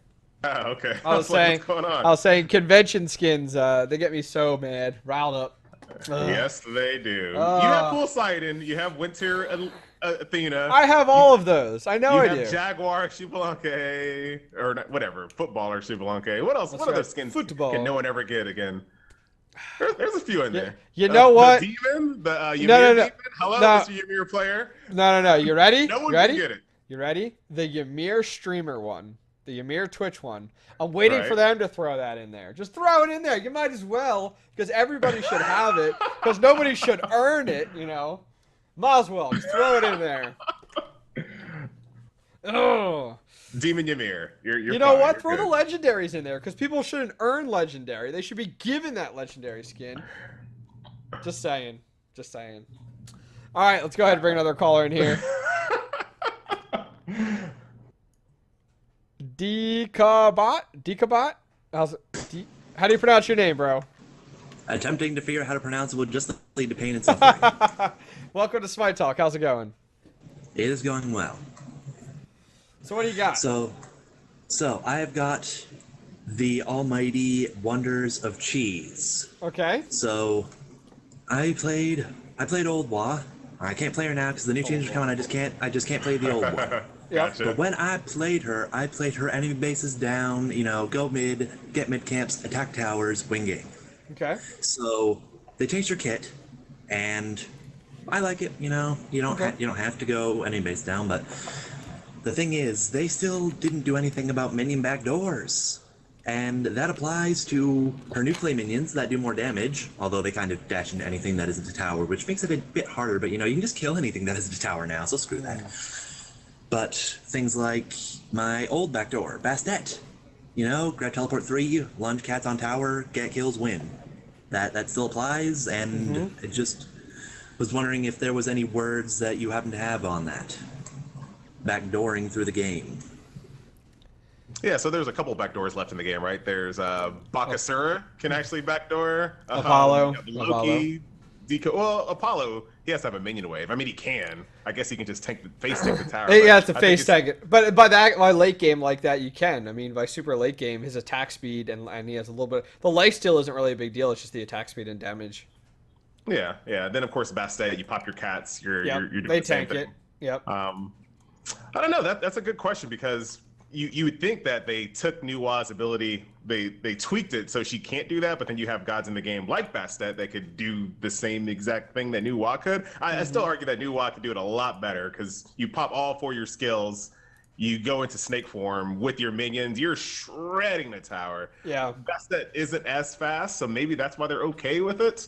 But I don't call it cheese. I think backdooring I think it's a legit strategy. I feel like if you're an Apollo and you're in a game and you are not doing well, you're 2-8, you're not doing very well, you really can't contribute too much to the team fights because your auto attacks are going to hit like Ymir. And I think it's a cool concept that you can switch and say, you know what, team, I'm sorry I sucked early on in the game. I'm going to bring it back by doing some backdooring. I like that aspect of the game. Is there a problem with backdooring? Like, is it? I don't think there is. Yeah, I really don't think there is because if you were a Fed Apollo and you did that, you'd be a detriment to your team. So this is a conscious decision to do this type of thing. So I like it in the game. I think Nuwa was a little too much on the, and this is some, I love Nuwa. I think it was a little too much, but I like backdooring and I think it should stay in the game. And if cats and decoys and Bakasura ultimates, if that's all there really is not that big of a deal. Yeah, I mean, I don't see backdooring as an issue right now, to be honest with you. I don't know. What do you think, caller? I mean, do you see it as a problem? No, I was just curious to get some input on it, really. Yeah. If I saw it as a problem, I wouldn't be doing it all day. I mean, I find it fun to think, okay, let's see, I can run around here, I can place a ward here, I can place a ward between the Phoenixes where they aren't counter warding and get in and do the, I think it makes for fun strategizing. It's just some people call it cheese because they don't like the fact that one person won the game for them. I call it cheese just because Reddit, and I call it cheese, but I don't mean it in the same way. It's just, I just find it as a term because saying enemy base is down, Ender's Game, how many people are going to get that? I mean... Yeah, no, it's a good point. There's the other question of, she still has minions. While she doesn't have her 3, she doesn't have the double auto attack, and I already said minions will dash at anything that isn't a tower. If you clear everything else, and she has pretty good clear and power and killing potential now, she could still use minions to do, hits on the tower while auto-attacking. Do you think she'll have any place to just murder her wave person, clear the wave, and go kill a tower? What do you think, FG?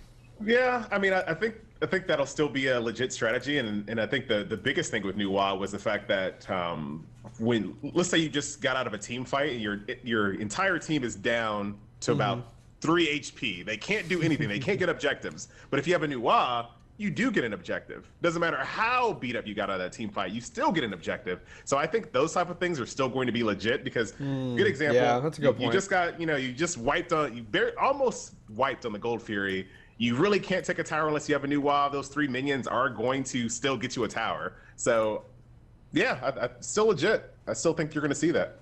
Yeah, that's a good point. That's a good point. So, any other questions you got today? No, that'll be it. Okay, thanks for calling in. I appreciate it. No problem. I like crackers with my cheese. Thank you very much. Been waiting that entire time to say that. I wish you'd have waited longer until the show is over. That's right. ASDF, welcome to Smite Talk. How's it going, buddy? It's going good. So what do you want to talk about? What do you think about characters that could, let's say, buff words, like, or let's say make custom items? Like, if there's a character, you could buy a custom item. Yes. Like Oh one my of the god. abilities is to make the custom item available in shop for one person. Yes. So this is I don't know where it came from originally, but in League of Legends there are 2, at least 1, Ringar, right? He's one of the people that have like a custom item in the game. So I'm not familiar. So I guess let me explain. Please do. So, Please do. I have been thinking about this for Odin for a while. Okay. I kind of wanted Odin to have a custom items to do with his ravens, and basically what it would be an item in the Smite shop that only Odin can purchase. No one else can purchase the item.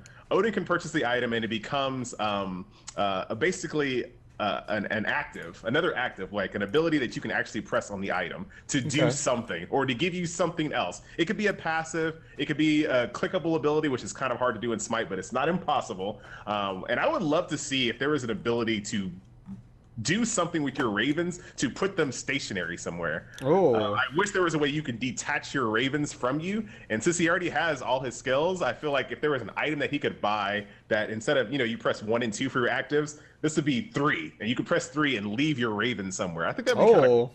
And then you could kind of adapt that to other gods. I haven't thought about it for anybody else, but giving them extra passives instead of flat out, But the problem with that type of system is now you either buy the item or you don't, and you lose something that some people argue is integral to the kit of the god. So I think that's why League of Legends didn't make a lot of characters with that type of thing, because it becomes a must-buy item at that point. So I still like the idea, but I don't know if we'll ever really see it in Smite. Okay. What about a god that could take a potion and take a buff and just store it for later for teammates or himself?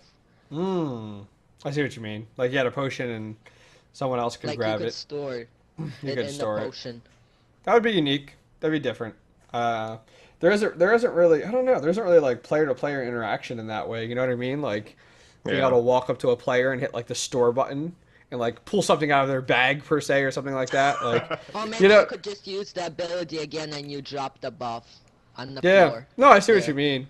I see what you mean. Almost the ability, like it would be an ability that allows you to go and kill a buff camp, pick up the buff and hold on to that buff, and then drop it wherever you wanted. That's what it sounds like. Like you don't have to maintain that buff. That'd be interesting. That'd definitely be weird though, without a doubt. You know what I mean? FG, be able to have, being able to. Yeah. I mean, I think it'd be cool. I think it would almost have to be like a god ability though too. Like a god passive has the ability to pick up item or pick up a buff and drop it wherever they want on the map type of deal. But it would still. Chad had Go ahead. I was saying Chad had a neat idea with Odin. What if Odin's wards were just more? They had more range than normal wards. Well, that would go off like his passive. Would actually help his wards. Yeah. I don't know. Things like that they're iffy. They're very iffy. Or you could have a raven that would fly around the map for a certain amount of time, showing random enemy locations. Like that'd be kind of cool. Just randomly flying the entire time. Just randomly flying around for a certain amount of time. It would have a cooldown to it. Like let's say it's an ability that's Odin specific, that like he cast it and all of a sudden you see a little raven on the mini map just flying around, and it just like shows his path for a certain amount of seconds, and you can see there's a random type of deal. And your teammates could see the raven as well, and enemies could see the raven up above you and stuff like that. That'd be cool. I'd be down. Like the idea. I really do. I'd be down. It's one of the ideas that I thought about quite a while. I'm glad you called in about it. What other questions you got, ASDF? Not for now. Okay, thanks for calling in, man. Uh-huh. All right, let's go ahead. Another thing I want to see that I want to steal from Dota 2 is a nighttime base god. but they have to make a nighttime conquest, which I would love to see a day-night cycle on conquest. That'd be so cool. Were you not listening to Smite Update at all? I heard that he said, maybe snow, maybe rain one day, long time in the future. Nighttime stuff. Yeah, in the long future, for sure. All right, let's bring in Doughboy. Doughboy, welcome to Smite Talk. How's it going? What's up? So what do you want to talk about? Mainly, I want to talk about League and the tier point system. Okay, what do you got? Well, my thing is, like, I've been playing League, I say, for a little bit now, and one thing that frustrates me very much is if I, say, go 20-0 in the first 15 to 20 minutes and my team still loses. It's kind of frustrated that I still take, like, minus 13 points, for example. Yep. I feel like if you do a certain amount of good, like, it should be hashed down a little bit. Sure, I can see what you mean, where it doesn't just come into you win or loss, it comes down to how you performed in that game. Yes. So I think your frustrations will be put to rest once we, in the next 2 to 3 weeks, where Hi-Rez Chris said that they're going to be removing the queue timer. So then therefore what's going to happen is you're going to wait probably longer in ranked for a closer game when it comes down to skill level. Does that make sense to you? Yeah, that makes sense. It's going to be harder for you to go 20 and 0. Exactly. Players that are really on your level. Exactly. So I guess my thought is, and I'll throw it back to you, Doughboy. What is your thoughts on waiting longer to get a game that is more competitive and that the scoring is more closer together across the board? As long as it's not like too long, I really don't have a problem with it. More competitive sounds fun. Yeah. I mean, it does. It really does. I think it takes away from it because, I mean, I understand your frustration. You go into a game and you have all different skill levels in there. I mean, you got some masters in there, you got some diamonds, some platinums, some bronze in there, and you're like, how does that work? Compared to, on the flip side, you get into a game and you're platinum and you're playing with all platinum people, and it's it's going to be a little bit more comforting, to be honest with you. I think it's going to be funny because it's going to be like the first like few weeks, people are going to jump in and still not realize that the matchmaking system has changed a little bit, where like they're thinking they're playing with bronze people and getting frustrated and BMing them, and people going back and be like, dude, I'm in the same league you are. Why are you giving me a hard time? You know what I mean? Like, I think at that time, they need to start showing what league people are in the lobby. Yeah, because it does get confusing sometimes. Like, I've played with like some semi-pro players and pro players before, and then I get paired with someone in the next match who says, "Oh, this is my first league match." It makes no sense. Yeah, I think during the time that they go ahead and get rid of the queue, I mean, Hi-Rez Chris has said they're overhauling the matchmaking system entirely, and so when they go ahead and remove the queue time, and they're saying that you could be in queue longer to get a more accurate, closer game, I want to see in League the next to the person, I want to see the badge as to what league they're in. To prove that system is actually working correctly. And I think it'll help to deal with the whole BM part where people get in to the game and then they rage over the fact that, wow, why am I playing with these people? They're so bad. And it's like, well, did you look at what league everyone's in? I feel like it'll cut down on that a little bit, to be honest with you. I mean, totally agree with that. I mean, if we all jump into a game and we're all platinum, who's the guy that's going to be the dick in the game, being like, oh, well, you guys suck. You guys aren't the same level as I am. Blah blah blah. It's like, dude, be quiet. Exactly. You're in platinum. So I think it would be, one, a way to help with BM, and two, it helps showing that the new system is working. So yeah, I'd love to see that added in there. So what other questions you got, Doughboy? Just one other small question. Go for it. What do you think of the Chunga skin only being available in Latin America? I think that's a little odd. For now, like, it's easier to get in Latin America, but we will have access to it in NA and EU. How we're going to have access to it, we don't know how. But treasure chest. Treasure chest, probably treasure chest. The only reason why I'm okay with it is because they want to move people to that server. So you have to give people incentive to move, just like in any game. People are they're stuck where they are. Is it, do people that are in, I don't know if someone in chat can tell me, if you are a Latin American player on a US server and you move to level up servers, do you not get your account? You have to like start a brand new account? No, I think you can transfer it, in my understanding. Oh, so why do they need that Chimichanga skin then? Why do they need that for? I don't know. I think that's my understanding. I could be wrong, but I don't know. That's what I'm thinking. If they don't have to start over, I don't understand why everyone can't have Chimichanga. I thought the reason why they did that is to give people an incentive to leave the US servers, but if not, I want my Chimichanga skin. I want to hear Chunga talk. I'm with you on this one. Totally with you. It's probably going to be in that treasure chest. Looks really good too. Yeah. Good deal. Any other questions you got for us? Nah. Thanks. That's pretty much it. Have a good night. Right. Thank you for calling in. Nice chat. Oh, treasure chest. Okay, moving on. I love those treasure chests. You get such a great value out of them. That's right. It's awesome. You get like double the value of your gems. This is great. Welcome to Smite Talk, man. How's it going? It's going good. So what do you want to talk about tonight? Well, I'm new at Smite. Like, I just started playing Smite. Good for But you. I've been playing a lot of other MOBAs. Like, I played League for a long time. Just played Dota for a long time. A little bit of Han. I just wanted to kind of see if you could give me any tips of, like, who to start playing to, like, learn the game better. Just kind of stuff like that. Great. Good question. So, what gods have you played so far? Well, I've played all, like, the ones that they give you at start. Let me open my free rotation. Yeah, just the free rotations and those like 5, I guess, that they give you for being new. The starter ones. The starter ones, sure. So yeah, who are you finding that you enjoy so far? I generally like ADC. I played a lot of ADC, so I've been playing like Neith, and I got Artemis because she's really cheap or whatever in points. But yeah. So I kind of like the more carry style. Okay.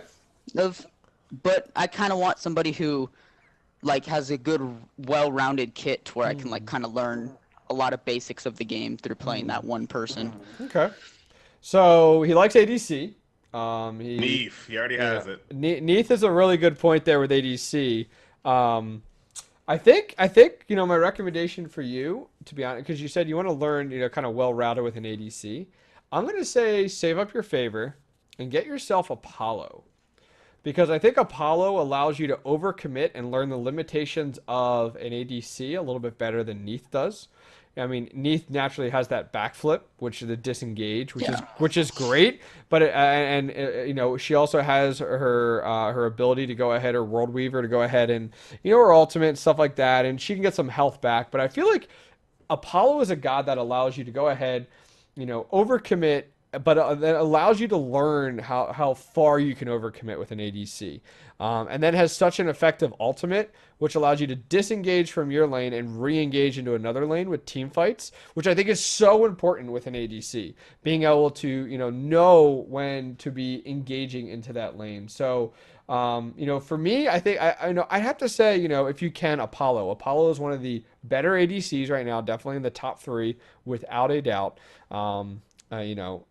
And so I would have to say, work your way towards Apollo. I think you'll learn a lot coming from Apollo, especially because Apollo is so reliant on auto attacks, which is a little bit different from Neith up to this point.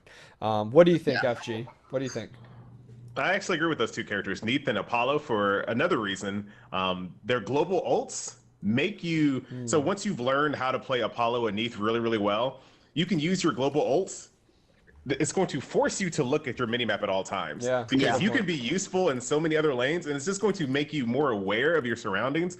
And a hunter that pays attention to his minimap, pays attention to the pings, is really invaluable. Like when you're playing Neith and you see your jungler just about to engage on a solo Vamana, which is going to be a hard kill for him, prep up your ultimate and get that thing flying down towards the solo lane. Like, being aware is going to make you win more games, and Neith is so good. I love Neith. I love her because her ultimate is just so fun to use. Like she's just so fun to use. Like her backflip and lets you kind of chase if you want to go in or get out. And then her ultimate's like you can snipe from across the map. They think they're gonna get away, and you just pick them right off. It's really cool. Yeah, sniping and setting up the kill before. Yeah, that's another thing you have to learn. Like I see a lot of people like I'm like, ult, use your ult, and they only want to get kills with them. I'm like, you could have stunned him. I could have gotten the kill. Yeah. No, that's a really good point. Totally agree. I like it. Those are two good gods. Yeah, I'm trying to think. So outside of gods, what other tips are you looking for? Okay. I was just let me Buy think. wards. I like that. Yeah, buy Wards wards. win games. Yeah, I've learned because I've played like League in those games, so I've kind of. And don't forget. I mean, I'm just and starting, here's the I'm trying thing. to learn. Don't let anyone. It's a completely different Don't game. let anyone in game try to say, "Well, wards. It's a support's job to buy wards." Yeah, that also I've like that was a meta a long time ago. That is not the meta anymore. Everyone buys wards. Everyone. And what are wards? How expensive are wards? They're like 50? 50 gold. That's nothing. Like in League, it's like a fortune. You have to like pay 3 times that just to buy a ward. I guess it's a lot easier here. Yeah. Just let me think. Another thing is like, what role do you think is the best? I'm like, obviously I'm not gonna get into League for a while because I'm not there yet because I don't have enough levels or whatever. But like, what do you think is the best role in League to play to like influence the game the most in Smite? Because in other games it seems to be like all equal, but like mid lane can kind of, since they can kind of roam, they can go to different lanes. But what do you think is like the best one? The one that I feel influences the game the most, regardless of what game mode you pick, and what I mean by that is if it's League, if it's casual, whatever, is jungle. I think jungle influences the game the greatest. I feel that is the one of the hardest positions to play in the game because it's the most valuable. Whereas if your jungle falls behind and the other jungle prospers, it is the hardest to recover from that because of how influential a jungler can be with gank. I also think jungler is also the most difficult to play. When people are like, "Oh, I want to try jungler first," I'm like, I recommend you not trying jungle first because I feel jungling, you need to know the game inside and out, the map inside and out, the rotations inside and out, and you need to be focusing on, you need to keep your level up so much, but compared to focus, that's the thing. You're not just focusing on like your lane or your god independently. You're focusing on your jungle rotation to keep your XP up, the ganks in order to keep your other members up. Like, I don't know. So to me, it's jungle. I was thinking like, I wanted to kind of jungle, but at the same time, I didn't know like where you start in the jungle. Like, where do you start? What buffs do you want to take first? Does it depend on the god? How does that work? There's actually quite a few rotations out there. Let me see if I can find it. There's actually a map that will help you out a ton. Let's see. There's like cool little maps out there that help, but of course I have to find a map that's actually up to date because there's so many out there. Or probably a video out there somewhere. Yeah. I'm sure. I didn't make one. Not a plug for me. Here is, let's see here. 1, 2, 3, 4. Now these maps are good, but that doesn't mean that they're perfect because these can be changed up at any time. You know what I mean? Yeah. But what I'll do is copy image URL. I'll paste it in the Smite game chat there. Let me see this. That's right. But I want to find one. I want to find a guide for you though, which I think is good. Okay. Let's see. But it has to be up to date because that's the thing. Like meta changes so much. Yeah. So like that's right now in the meta, like what are the good? Are junglers right now in the meta? Are they heavy like crowd control? Or are they heavy damage? Like how is that? I'm more burst right now. I feel like it's more burst. Yeah. Burst and control. Yeah. Like Thanatos, burst and control. Yeah. Okay. So if you recommend a jungle, what jungle do you think I should pick up if I wanted to pick up a jungle? Oh wow, that's a huge image. Oh wow, this one will work. I have another image. I'll paste in chat here. So you're thinking like that one. There we go. That one's better. That one's huge. That's a huge, the one I just posted, that's like a huge map. And it's the accurate map there. From Demon Machine. Okay, cool. Meanwhile, when you're looking at a jungle, I hate recommending jungle gods because if you have to ask for recommendations for jungle, I feel like you're not ready for it, to be honest with you. You know what I mean? Like I'll be honest with you. No, that's fine. So I'm going to say stick to ADC. But, stick to ADC. Yeah. I mean, but remember, you have to know more than one role. I always recommend 3 roles. You got 3 gods in every role. Get them down. That's my recommendation. FG, any other recommendations there? For starter gods, Bakasura is really, really good actually, because he will allow you to pay more attention to what's going on in the game because your jungle clear is so fast, and you can kind of just pay attention to where you need to be. You're not going to really. It's kind of hard to fall behind as a Bakasura because you can go through camps like super, super fast. You kind of focus on learning the actual routes themselves. Yeah. That's what I would do. But when it comes to jungle, there's a plethora of different junglers that I feel that some people would argue are easy or not as easy. I say just pick one, to be honest. I feel like all the junglers are pretty close to difficult. My go-to god, if I have to give one, my go-to god for newer players is Hanbats, actually. Hanbats, I feel like, is a great god for newer players that are getting into jungle. If I have to recommend someone, I'd have to say it'd have to be Hanbats. I feel like Hanbats is good. Just by blink to engage and use his leap to disengage, you're good to go. Okay. One last thing. This isn't about being new, but what is your opinion on having to like purchase new, like gods? Is that a good thing for you? Do you think? You mean like spending the money to purchase new gods? Is that what you mean, or what are you thinking? What are you saying there? I'm saying like in Dota, for example, you already have them all unlocked, so you don't have to like buy any. In League, you don't. So I've seen both sides of the equation. I'm not sure because I mean, if you have a limited pool, you have to get used to a couple. You have to you learn them better. Yeah. But at the same time, maybe you are only limited to like not as like good gods or not as meta gods. Yeah, sure. I mean, if you can financially afford the god pack, it is well worth it. That's what I was thinking. It's well worth its money. I mean, I played Smite for like a week, and I was like, okay, god pack, because I wanted to play so many gods and play them. And how old is that? Is that always out? God pack? The god pack has been around since I started playing, and I started playing in August 2012. That's what I was saying. I was like, is it going to go away? And I guess not. I guess it's been here for 2 years. So it was funny. When Smite launched in March, that was one of the biggest questions people were asking Hi-Rez was, what's going to happen with the God Pack? You're going to keep it? You're going to get rid of it? Because a lot of people thought they'd get rid of it once it happened in March. But nope, they decided to keep it. So, yeah. I think that's good. Because if you want to unlock everyone, you can unlock everyone. And the funny thing is, like, you're not losing out on a lot of money if you think about it. Because, like, guess what? When you get the God Pack, guess what you want next? All the skins. All the skins, yeah. All the skins come out. And you're like, give them to me. I played those. I've been there. Yep. So, yeah. Any other questions you got for us today? Nope. That's it. All right. Thanks for calling in, man. All right. That might be the last caller. Buddha, welcome to Smite Talk, buddy. Buddha? Wow. I know. Buddha does all. I've been in here in weeks. Buddha does all of our work. These of you guys are familiar. Buddha is the mod in Smite Game Chat. He's also not only for Smite Update, but also for Smite Talk. And he is the guy you talk to when you get into raid call when you want to get on the show. So, Buddha. Presumably. What do you want to talk about? Well, going back to the convention skins being in the treasure chest. Okay. Get him. Mute the stream real quick.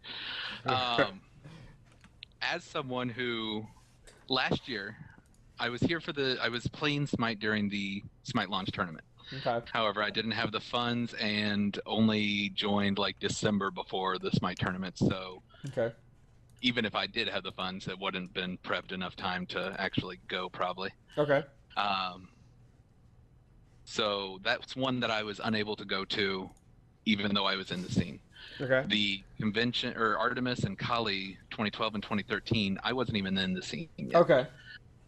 So I like the fact that the convention skins are in the treasure chest for me, because I do want them. I do wish I could have gone to them, but there were life circumstances that were basically saying, no, you can't go. But you did it. You didn't go, so you don't deserve them. Just well, saying. True. But continue with your opinion. Continue with your opinion, because that matters. Now, hopefully, I will be able to get the next one legitimately. However, I mean, as far as Artemis goes, it's rare. It is still one of the rare ones. If you have it, you most likely got it legitimately, or paid $500 during the charity stream, or $200 to $400 on eBay. So people have been throwing money at getting Artemis skins forever, Octane Pro. That's true. That's true. They've been on eBay since I've been And that's fine. area. And that's fine That's because fine. they're still valuable. There's still honor. value in them. It's like a typical economy equation. It's like, oh, you want to make something not worth it anymore? The dollar value just saturate, the entire economy. I mean, gee, that's what we're doing. That's what we're doing. Do we know the percentage value that the convention skins have in it? Because I know they said that the lowest one was 1%. Yeah. So say the convention skins are still the rarest ones and they're 1%. That means that on average, you have to buy 100 treasure chests. That's 20,000 gems. Good. There's still an economy value there. Definitely. You know, and you have to think about another thing. People don't have accounts like my Smite account. I have pretty much almost everything unlocked. So my chances of getting the Artemis skin are much higher. Yep. But then most people don't have every single voice pack. Most people don't have every single skin. Most people don't have it. So they're going to go through that process that Buddha just talked about, having to spend a ton of money to get the amount of gems for a chance to get it. How is that different than eBay, which you were okay with, Octane Pro? What's the purpose of making a skin hey, you're going to the event, you get a chance, you will get this skin, one-time special skin, it's a convention skin, if you're going to give it away in other multitudes of different ways. Like, what's the point? There's nothing that at this point in time, the way they're going with it, there's very few things now that make something a one-time special skin that other people don't have. I mean, the Poseidon skin, like we talked about the Poseidon skin and the Athena skin, do you really value those and see those as epic or legendary, whatever you want to call them, over like Poseidon for sure. Over an Artemis skin? Over an Artemis skin?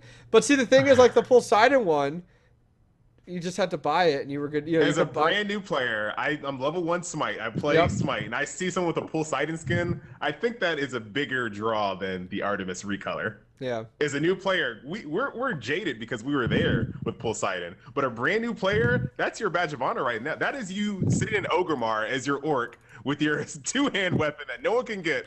Level 1 guy walks up to you. There is your badge of honor right there. But the other people that have been around, they don't care. People don't care if they've been around. I am going to stick to my guns, where I will say, all right, hang on. I will say, I have the Artemis and the Kali skin, and I did not earn them. I don't deserve them, to be honest with you, because I didn't go, but I got them. Do I deserve them? No, but I got them. Okay, whatever.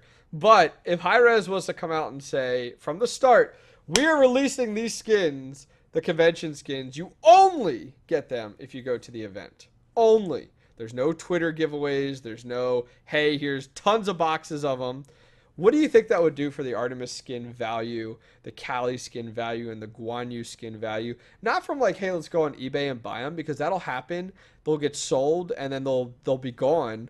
What do you think that would do to the game in regards to when people see them in game and people are playing with them? And they're like, wow, like I've never seen somebody that has an Artemis skin. That's really cool that you have it.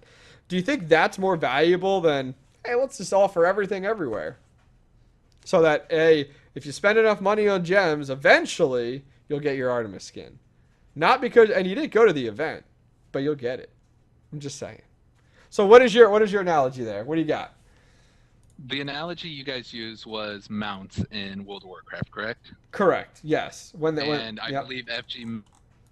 Go ahead. Storm, the Ashes. The Phoenix. The Ashes. Awesome mount ever. When it first came out, it was super hard to get. Should have stayed that way. When Pandora came out, and more specifically when the change to Timeless Isle came out, they made it much easier to get. That's because it was a badge of honor for a while. Then they said, hold on, we have other badges of honor now. Let's go ahead and make this one more available for everybody. Why? Well, this one, I mean, that's been happening in World of Warcraft for I know. years and That's years. a shame. That's a shame. Badge of honor is easy or hard to get for the first year or two, and then automatically everything is opened up after it's been in content for a few years. I'm sorry to hear that they did such a poor decision. Oh, Octane. You guys are terrible. You guys are terrible. Someone in chat said said this perfectly. I think Hi-Rez is more focused on making money for Smite than satisfying collectors. And that is the same thing that Blizzard thought of. Is like, why are we making these raids that only 1% of the people can do? Let's open it up so more people can do it. It's the same exact analogy. Hi-Rez wants to make money. They don't want to please your little collection, your stamp collection. Hey, the thing is, I like my stamp collection. They're allowing me to fill it. That's true. And there are so many people that play Smite that never spend a dime. I think you think this is going to be Artemis all over the place. Free-to-play games aren't like that. There are a bunch of whales at the top that spend a ton of money, and then there's a bunch of, I don't want to call them bottom feeders because that sounds awful, but there's a bunch of people at the bottom that never spend a dime. They don't have gems. They're not going to buy tons and tons of chests to get Artemis. So it's still going to be rare, just slightly not as rare. I think FG just called me a whale. That's what I got out of that. That's right. That's right. On that note, Buddha, thank you for calling in, man. I appreciate it. Thank you. Thank you. All right, folks. I like my stamp. I like my stamps. I had fun, dude. I like my stamps. Guys, that's going to go ahead and round out today's show. Little Mamacita will be coming on directly after me here, from my understanding. Please make sure you guys check out the audio-only version of the show, available on iTunes and also on Android using your favorite podcast app. I use Beyond Pod. It's completely free. Also, shout-outs to everyone who's given us 5-star reviews. I actually want to start looking at, you could actually go on iTunes and look at the different countries. So you could view Smite Talk in like every country, for example, and every country has its own individual comments, like where people can give us 5-star reviews and stuff. So I think what we're going to start doing is each show we're going to go ahead and check out the newest reviews from each country, which I think will be really cool. Nice. Which will be cool. Because, you can go out there and look up, China and see, or wherever, I'm just saying, probably China's blocked or something, and see where exactly, comments, 5-star reviews, and what people have said. So we'll have to check that out. But thank you to everyone who's left us a 5-star review. We do appreciate it. Also, shout outs to Hi-Rez Studios for allowing us to host Smite Talk right here on twitch.tv/Smite Game every week at about 8 o'clock p.m. Eastern. And FG3000, where can people check you out when you are not joining me on Smite Game? You can check me out on YouTube every single day, except for Sundays because you take up my time, on youtube.com/fitnessgamer3000. Not a lot of fitness, but a lot of games. Awesome. Guys, I will go ahead and post that here in just a second in Twitch chat so people can go ahead and check that out. This is FG3000's wonderful YouTube with all 8,810 subscribers. I'm gonna pass Drybear one day. That's right. I'm gonna pass him one day. Drybear. Not anytime soon. Drybear had I feel like Drybear had 3,000, maybe 5,000 when he got to Smite, and then he got to Smite. It was like through the roof. Yeah, he exploded. So good for him. Good for him, guys. If you guys want to check me out, Twitter, YouTube, Twitch, it's Octane Pro, SCII. Once again, Octane Pro, SCII. And guys, we will see you folks next week for another episode of Smite Talk. Take care, everybody.